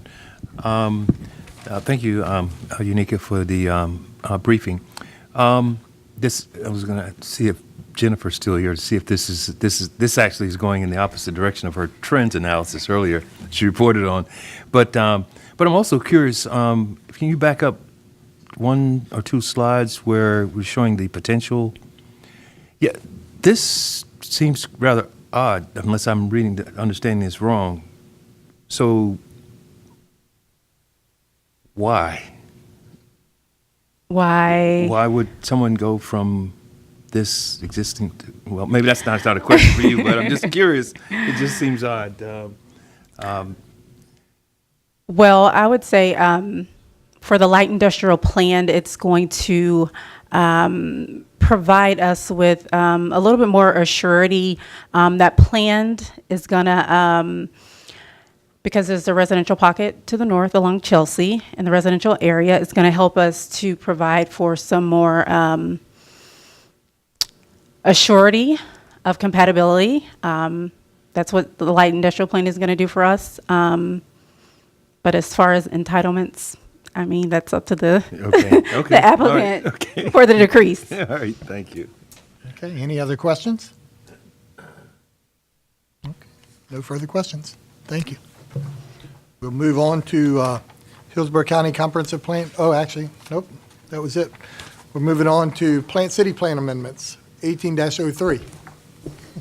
Mark Etzen, Planning Commission staff. Mr. Collins and I are processing 4 plan amendments for the City of Plant City in the September 2018 cycle. 3 have been initiated by the City of Plant City, and 1 has been privately initiated. The first one is PC CPA 1803. This plan amendment, as I mentioned, was initiated by City of Plant City, and it's their interest in redeveloping the area where their current stadium sits, also the Randy Larson Sports Complex, and a passive recreational area known as the Urban Forest. They wish to redevelop this area as a mixed-use activity center with a sports theme. This gives you the general area of where the Plant City Stadium currently sits. It's north of East Park Road, west of South Park and Jim Johnson Roads, and the southeastern quadrant of the city. This is a little bit closer aerial of the site. You can see the Plant City Stadium in the lower right, also the Randy Larson Sports Complex just north of that, and you can see the heavily wooded area that is the urban forest. Around this area to the north is industrial lands, currently operated by Gordon Food Services. Additional industrial development to the east. To the south is the Walden Woods DRI. It does have some multifamily, attached single-family development there. And there's also a residential neighborhood to the west that is composed of single-family detached homes. What does this entail? As I noted, it was initiated by the City of Plant City. It's over 10 acres, so we will be processing it as a regular plan amendment, subject to state and regional review. It's almost 140 acres. The current land uses are parks, recreation and open space, public, semi-public, and commercial. And the request is to change this to mixed-use residential commercial. The plan amendment is composed of 5 parcels. 4 parcels are under the ownership of the City of Plant City, and 1 parcel is under the ownership of Hillsborough County. This shows you the land use plan as it sits today. You see the blue colors of the public, semi-public category, the green colors of the recreation and open space category, and the red of commercial. As I noted previously, to the north and east is industrial development. To the south is the Walden Woods DRI, which has been developed along this whole interface in commercial uses, industrial uses, and also in residential uses. And to the west is the residential single-family detached neighborhood that I mentioned previously. If the plan amendment was approved, it would change the map to this pink color, which represents the mixed-use residential commercial land use plan category in Plant City. What are the impacts? Currently, the property does not have any significant residential development potential. However, it does have almost 2 million square feet of entitlements for public, recreation, and commercial development, as you can see on the slide. If this was approved ultimately by the City Commission in early 2019, it would increase that to 1,000 dwelling units and about 720,000 square feet of commercial. That is basing our analysis on a mix of 35% non-residential and 65% residential development. Obviously, there's an infinite amount of mixes that potentially could be envisioned. I'm going to talk a moment about a text amendment that the City of Plant City has initiated also in concurrence with this map amendment. If that was also approved by the City Commission, it would increase those potentials to over 2,000 dwelling units for these 5 parcels and 1.5 million square feet of commercial development. And that concludes my briefing on this plan amendment. I'd be happy to answer any questions. Okay, any questions? Commissioner Green? Thank you, Mr. Chairman. Mark, this is just sort of a general question that has to do with a public or park land use designation and how enduring it is, let's say. This has a major recreational and major public use associated with this large tract of land, and here it's being the amendment is to change it completely to something else.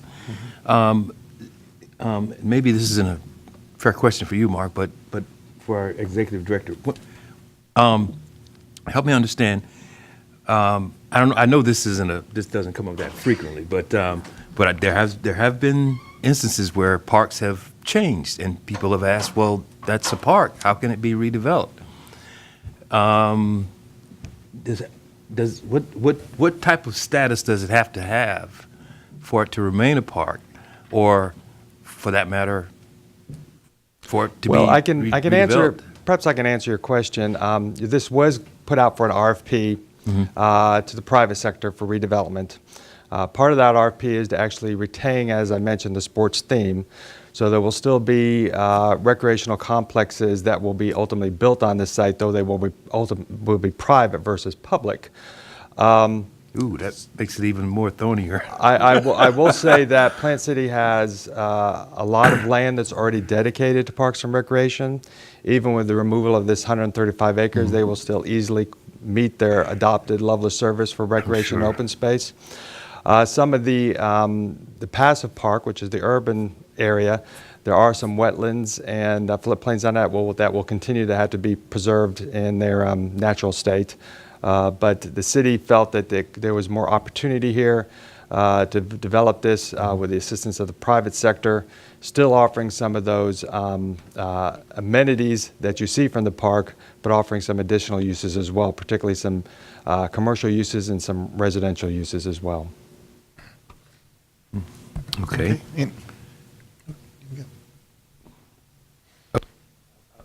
I want to dig into this a little bit later with our executive director, but I'm just curious, though. Any other questions? Yeah.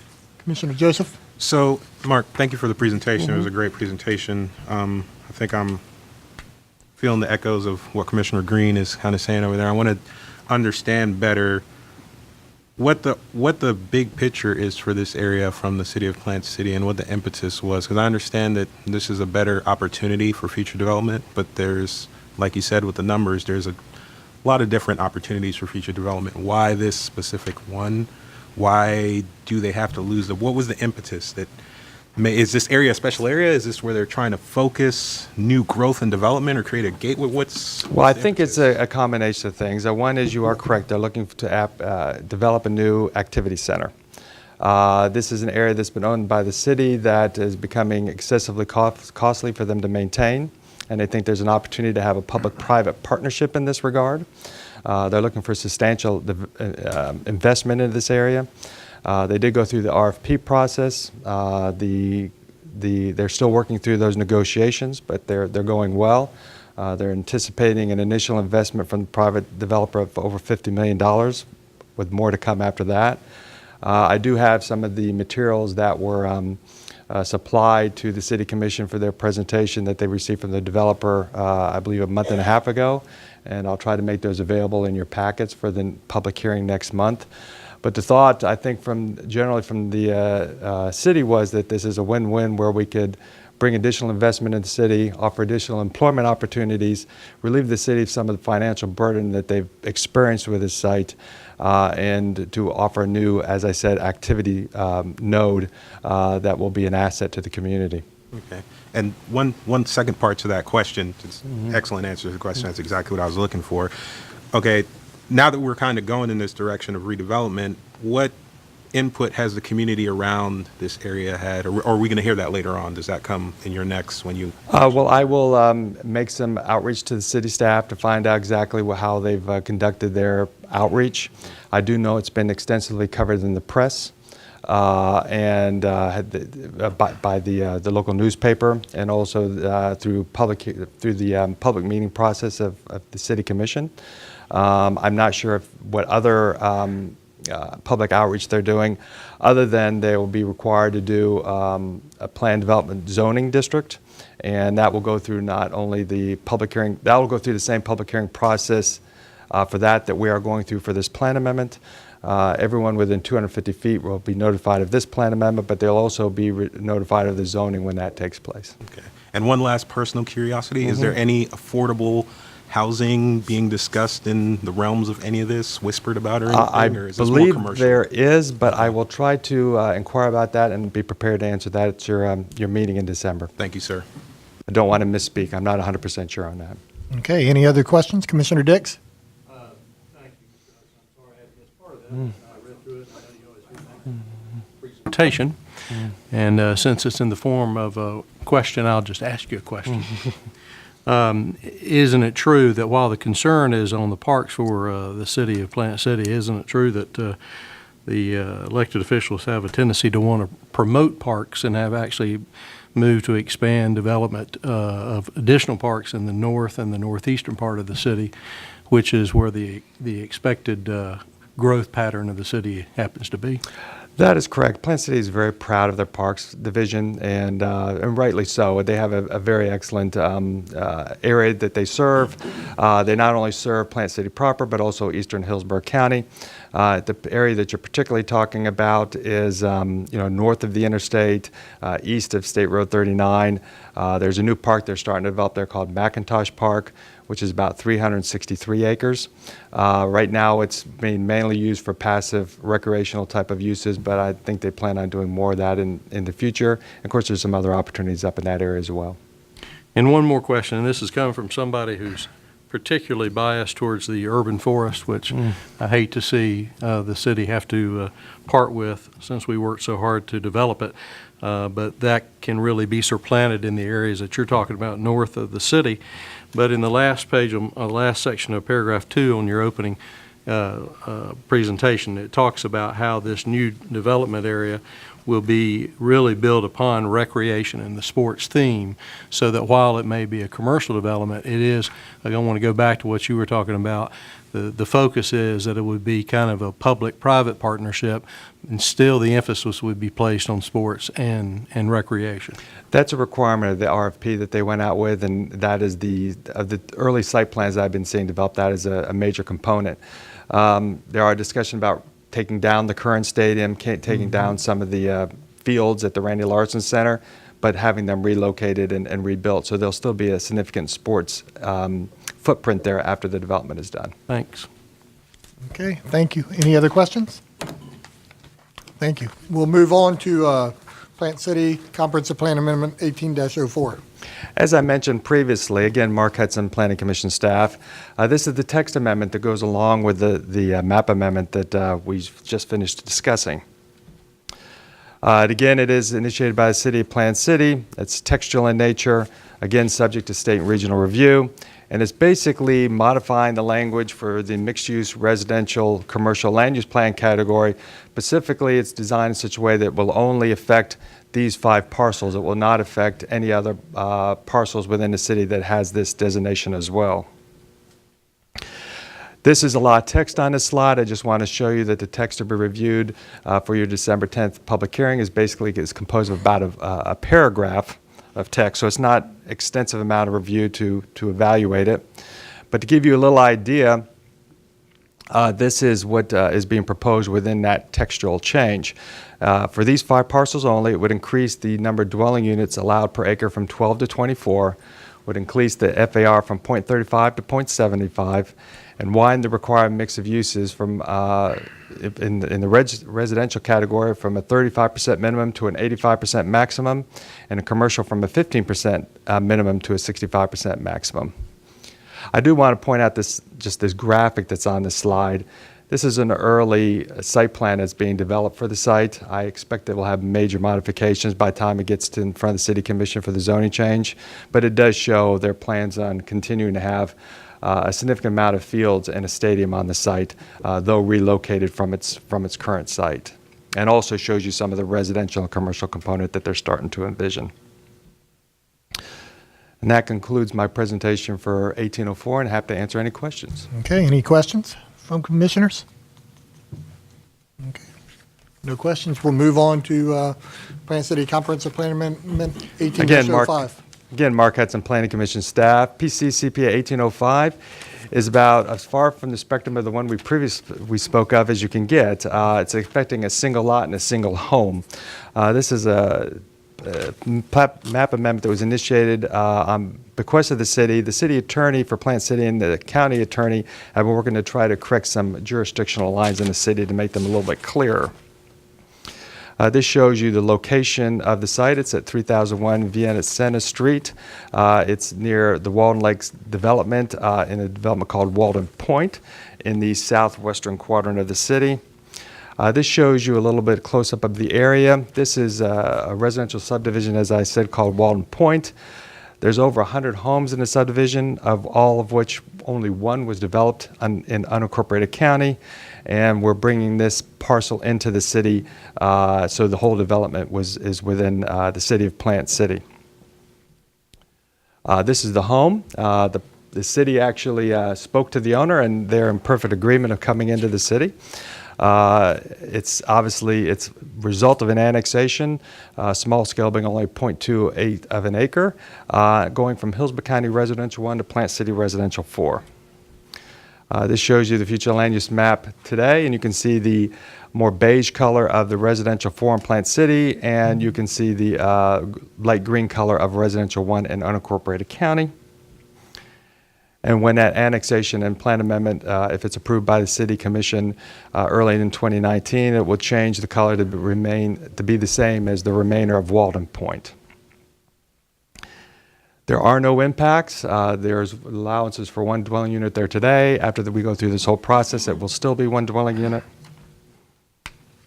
And that concludes my presentation, Chairman. I'd be happy to answer any questions. Okay, any questions? Commissioner Dix? Yeah, just one. I presume that somehow they got on city water? They are on city water, but they're developed to county standards, but they do have city water and sewer. Thanks. Okay, any other questions? Nope. We'll move on to Plant City Comprehensive Plan Amendment 18-06. This is the only plan amendment that has been privately initiated. Again, Mark Hudson, Planning Commission staff, PCCPA 1806.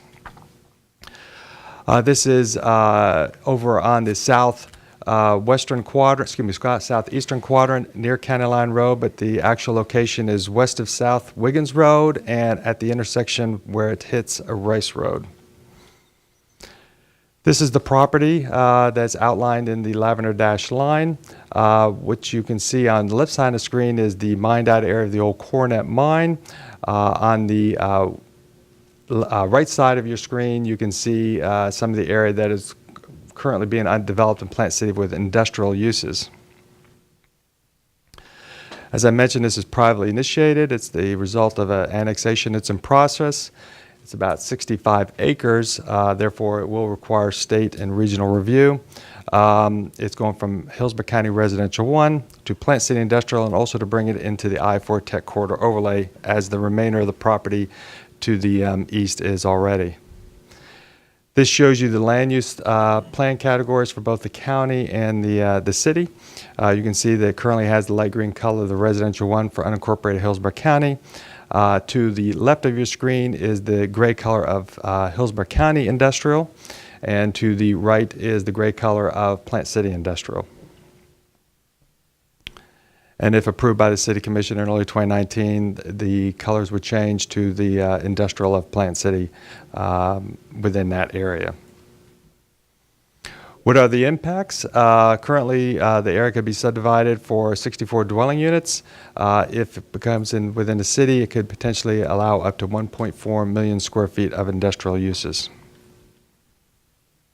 And that concludes my presentation. I'd be happy to answer any questions you may have.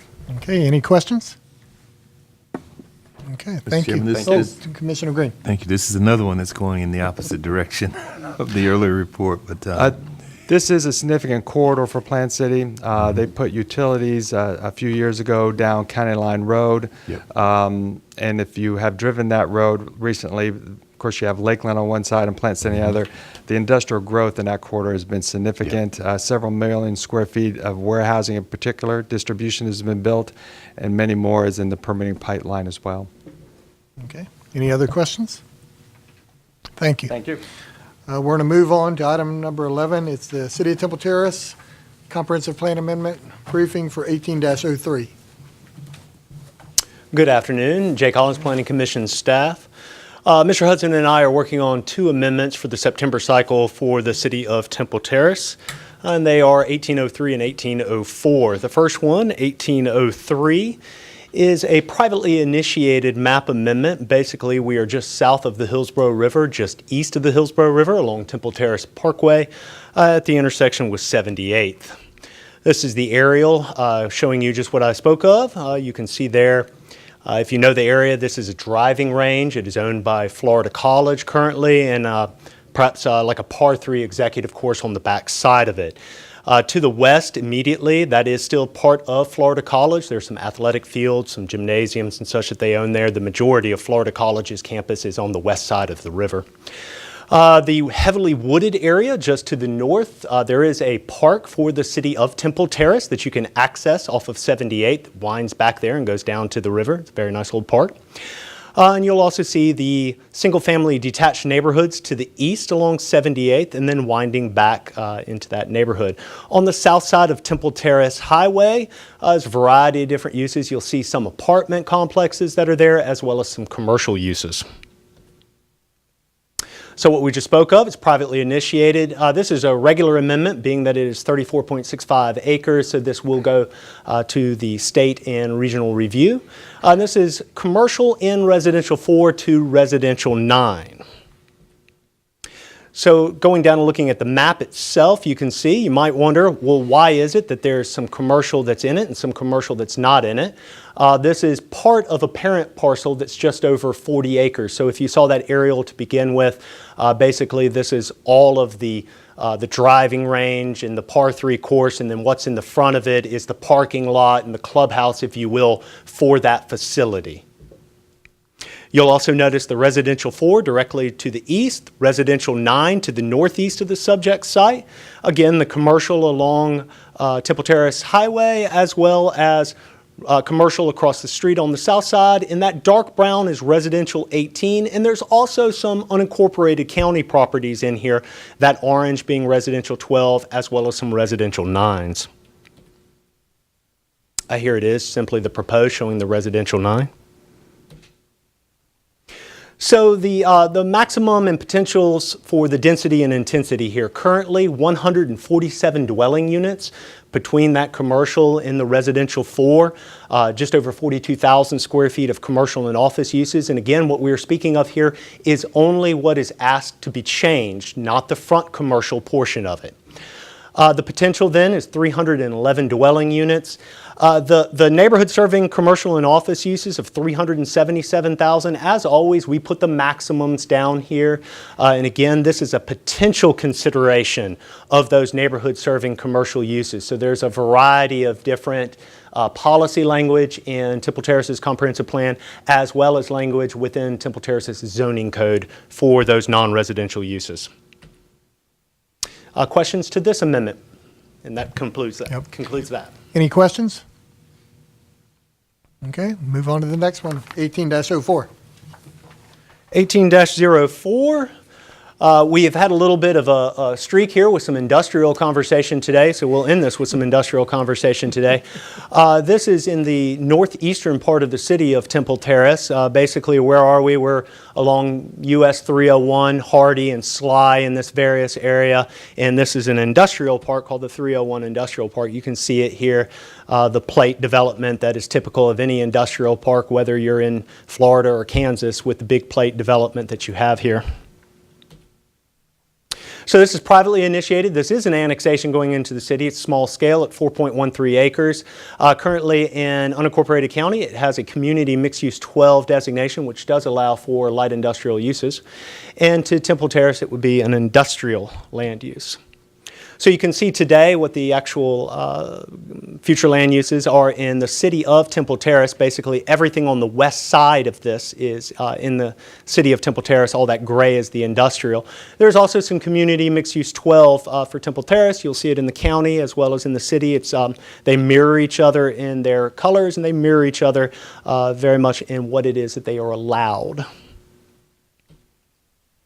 Here's the industrial. So the potentials of density and intensity here. Today in the county, obviously, you would have 49 dwelling units, being that it's community mixed use 12. This is built, as you saw, and it is an established industrial park. So really what we're looking at here is an increase in the amount of industrial uses as the FAR would increase from 0.5 in the county to 0.65 in the city of Temple Terrace. Temple Terrace also, if it's approved, would restrict the site primarily to industrial uses and those commercial uses that are of support to the industrial use. And that concludes my presentation to this one. Thank you. Okay, any questions? Okay, no questions. We'll move on to the Executive Director's report.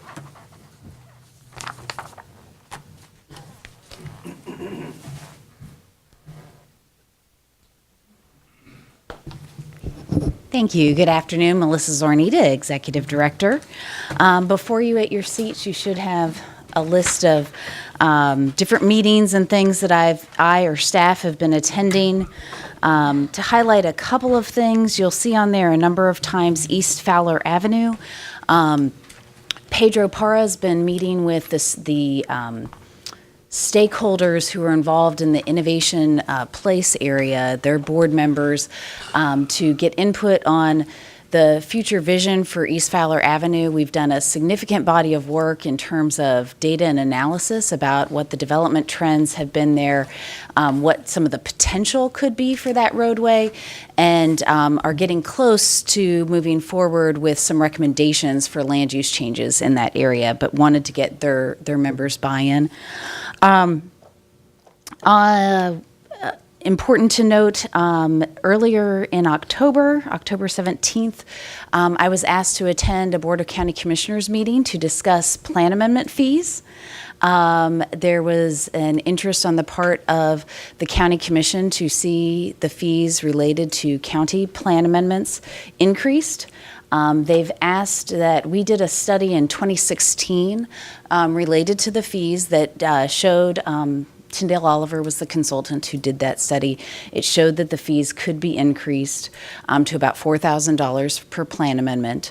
At that time, there were some things that were asked that I go and look at the plan amendment process, and if you'll recall, we employed a group from the University of South Florida to do a Six Sigma efficiency study of the plan amendment process. That was completed the end of 2017, and we've been implementing it. So I'm working with the county now based on the direction of the board at that meeting on updating our fee study and looking at including what the fees might be, because we're a big part of the review, but there's another part of the review that is done by County Public Works, who reviews the application, EPC, the Sheriff's Department. So the scope of what is being looked at in the update is to try to be as comprehensive as possible with that. And the motion by the Board of County Commissioners was to bring back that information as part of the budget process. So that's a pretty quick turnaround to get it as in addition to also get stakeholder input, because that's something that's really important, because we got some stakeholder input back in 2016, but it's been 2 years.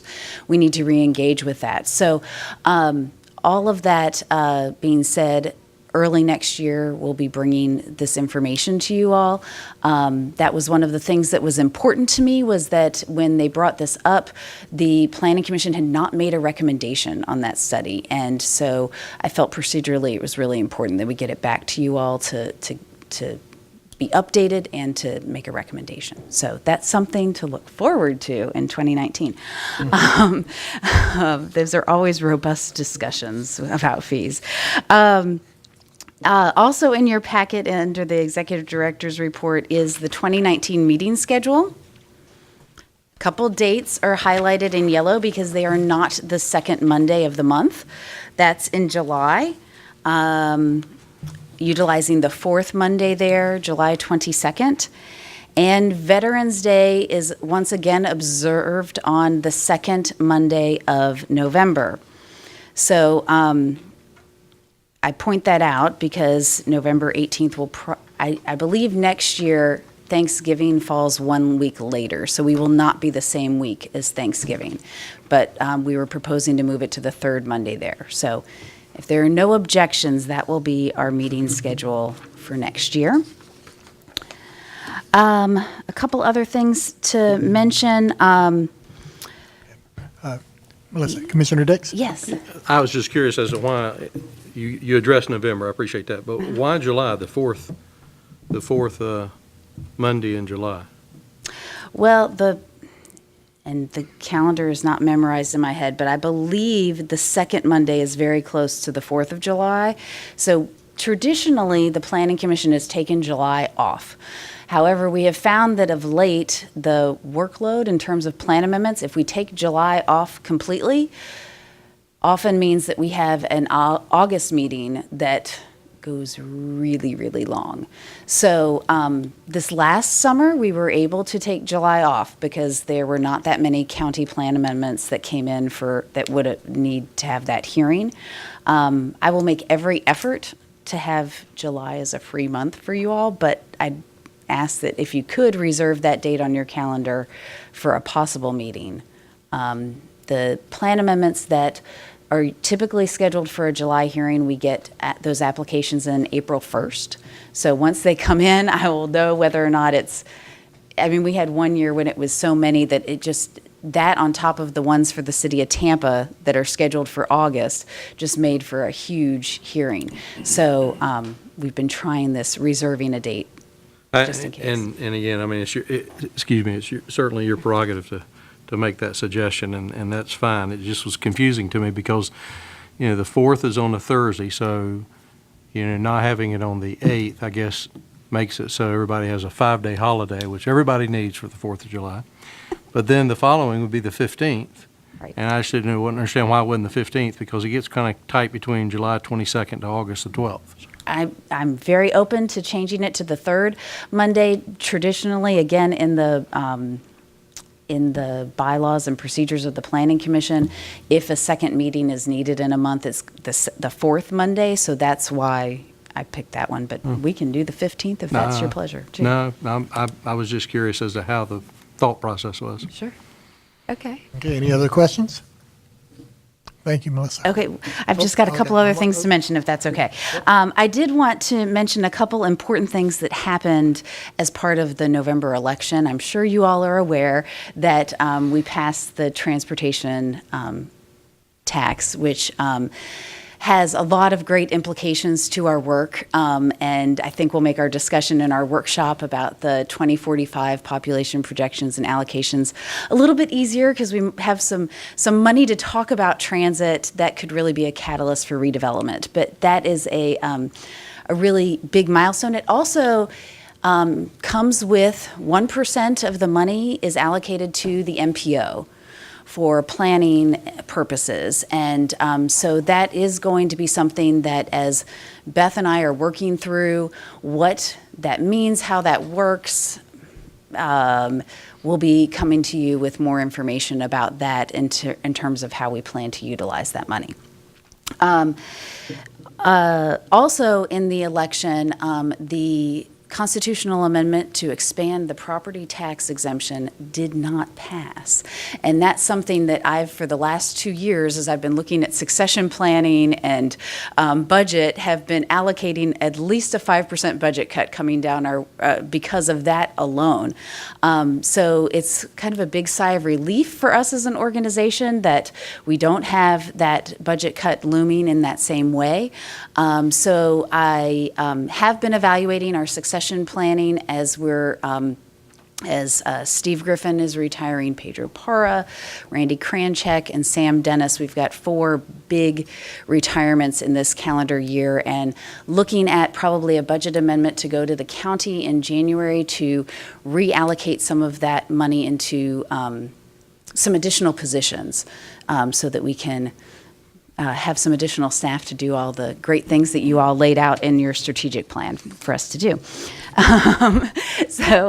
Then lastly, I just wanted to point out 2 handouts that are at your seat. We had Terry Egan, our librarian and project manager, had a best practices piece published in the October Planning Magazine, so very proud of that. And also you have we have a lot of staff changes, and we'll have to update this again in a couple of months, but a new organizational chart with the pictures and titles, so hopefully you'll get to know who all the staff are. That concludes my presentation. I'd be happy to answer any questions. Commissioner Marino? Thank you. I'm glad you mentioned the referendum because I was at a meeting last week, and you would have thought that there wasn't anything that happened, and at least in my job, Wednesday morning, the world had changed. So, but in the charter amendment, there's the Independent Oversight Committee. Yes. And in going through the capital project plans you got today, and comparing our role versus the Oversight Committee, at least it seems to sort of my non-legal mind that there may be some overlap, because the projects, if I understand the charter amendment correctly, the projects come from the individual agency to the Independent Oversight Committee. The Oversight Committee then has the ability to say, well, wait a minute, you're not following what is the intention of the amendment. Right. You have to go back and redo it. And then in our case, we get those project plans from the agencies, we approve, and then send it back. So there's an extra level of oversight for that the referendum funding. And one of the other things I thought of too is that it seems as if you could have a project that fits with the theme or mission of the referendum and the way the percentages are split up, but it may not fit with a comprehensive plan, and vice versa. That you could have something that is in the comp plan, but let's say it's roads, and you spend all your money on a specific type of road project. You may be in violation, or you may be opposite of the intention of the referendum, and vice versa. So, at least for my own purposes, it might help to have an understanding of how our role relates to the role of the Oversight Committee, because the Oversight Committee, I think, is the reason why a lot of people supported it, because they felt there was that check. But it is a different type of group than the Planning Commission in terms of expertise, in terms of who can be on the board, who cannot be on the board. And then they are looking at annual projects, if I'm not mistaken, and we're looking at 5-10-year ranges. So it's 2 different things, and I just think it's important for something else to figure out. I mean, the money starts flowing January 1st, so it's not like this has to be. We actually have some time to kind of determine that. But then the last point I wanted to make too, it passed every precinct, if I'm not mistaken, in the city of Tampa. It passed all but one, Plant City. It passed the entirety of Temple Terrace. And the overall percentage was, 57% approval. So, whatever we could do to make sure that this thing goes right over the next 30 years. So the quicker that we can solve that type of interaction, I think the better off we're all going to be. Absolutely. And the MPO does have a role of supporting the oversight committee in certain ways, like meeting logistics, things like that. The percentages that are outlined in the ballot language mirror what is in the long-range transportation plan. There is a role of the Planning Commission in finding the long-range transportation plan consistent with the comprehensive plans of all 4 local governments. So there's coordination there. I would agree that there, as these annual project plans are brought forward, how that interrelates with the CIPs. I mean, the project needs to be in the CIP for them to spend the money on it. So I think there would be a correlation there. But yes, there are going to be things in the CIP that they can't spend that money on, like a road widening. That's not allowed with this money, but they could use other county or city monies for. And so that would show up in the CIP. We're looking at consistency with the comprehensive plan. The oversight committee is looking at consistency with the language in the charter. But yes, the roles are certainly close together, and I think each of there are a lot of questions still about how it's all going to work, how it's all going to come together, but I will be keeping you informed about that. Any other questions? Okay, thank you. Thank you. Next up is other business, chair's business. I don't have anything, so I'll move on to old business. Any old business? Sorry. Okay, no old business. Any new business? Actually, I do have something I wanted to mention, and I'll let Melissa elaborate a little bit more on it, too. I met a woman, professor from University of Kansas, planning professor. She's doing a research on reinventing staff reports. She just recently met with the San Francisco Bay Conservation and Development Commission, and she asked, and I passed it on to Melissa, if we would be interested in, she's looking at the staff reports, looking at reinventing them, and hoping to come up with maybe a better way of presenting information. She said she'd probably have to meet with us at some point if we were agreeable and wanted to do it. Probably be maybe a couple hours where we'd have to meet with her, and she'd probably give us a little bit of homework and want our opinions on what works, what doesn't work in terms of staff reports. I thought it sounded like a novel idea. We'd be the third. She's met with San Francisco. She met with a planning commission in Georgia. We'd be the third group, and she's looking at meeting with planning commissions in different parts of the country. And she's going to take that feedback and try to, like I said, revamp staff reports to make them more useful for planning commissions as a whole. I thought it was a novel, a neat idea, and I thought we might want to participate, but I wanted to mention it to Melissa and see what her thoughts were, and then maybe see what the board thinks. So I'll let Melissa. Yeah, I reviewed the information that Commissioner Thrower provided from this professor, and it looked very interesting and very valuable to get some outside feedback on our staff reports. The thing I noticed was that it was time intensive on your all's part because you're the focus group that she wants to meet with. So whether it's reviewing the materials ahead of time or participating in the focus group, I suggested to Commissioner Thrower that we bring it to you all to see if there was buy-in because you'd have to devote some time to it. So any comments, questions, thoughts? Yeah. Commissioner Joseph? I'm a little bit hesitant. I mean, I'd like to see, I guess, what her materials were, what her hypotheses are, what she's trying to get out of it. My only reason for saying this is I think our staff does a great job with their reports. Our staff reports I've seen the change from the time I've started on this commission to now, little things that they think, a person like me wouldn't notice because I'm a commissioner, little colors and words that match maps and things like that. Our staff, I think, has a real clear way of presenting the information that I haven't found a problem with as a design professional. I think their way of conveying the information has been pretty good so far, so I'm kind of hesitant to invest time in something that I don't really feel might be that necessary. And that's just my opinion. I don't know how everyone else feels. I'd like to hear from others. Any other comments, thoughts? Commissioner Willman? I would agree with Commissioner Joseph on that. Okay. Any other thoughts? Commissioner Powell? do we have that available now? We could, Yeah, we can share the materials that she forwarded from her work with the group in San Francisco, and y'all can take a look at it and see what you think. Is it digital? Yes, yeah, it's all stuff she emailed. Yeah. So you can just send it to everybody? Yeah. Okay. Yep. Something we need to decide on now, or can we decide on it later? no, I think we can. We'll send it to you all, and then it'll go under old business. Yeah. No, Next that's fine. month. Okay. We'll have, let's forward that out and see what everybody thinks. Okay, next up, committee reports. Any committee reports? Well, Nope.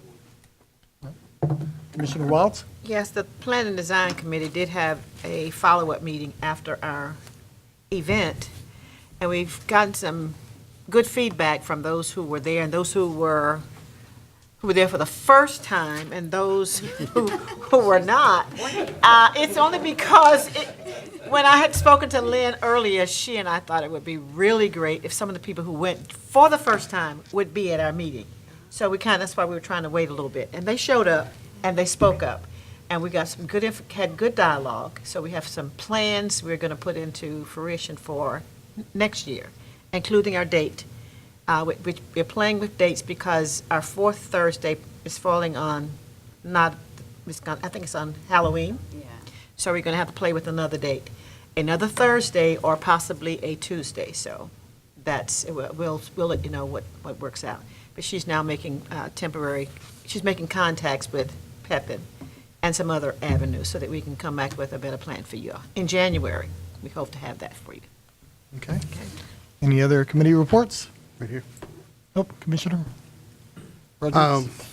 We've had 2 meetings of the Affordable Housing Advisory Committee for the City of Tampa since our last Planning Commission meeting, one on October 9th and one on November 13th. And the city is preparing their 2019 to 2022 Local Housing Assistance Plan.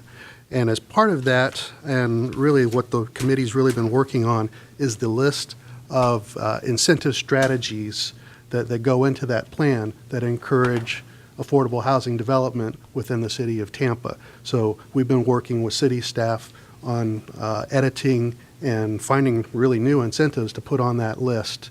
So the committee's working on that. We are going to meet again on November 27th to finalize those incentives. That will go into what they call the LHAP, the Local Housing Assistance Plan, and that'll get submitted somewhere around the March 2019 timeframe.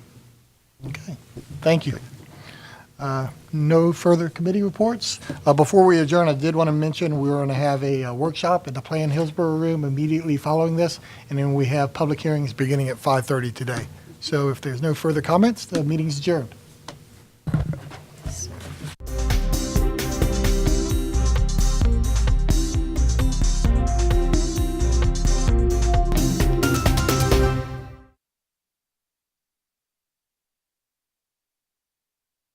You may know about STEM, but do you know about STEAM? It stands for science, technology, engineering, arts, and math, and we're learning about it next on The Borough.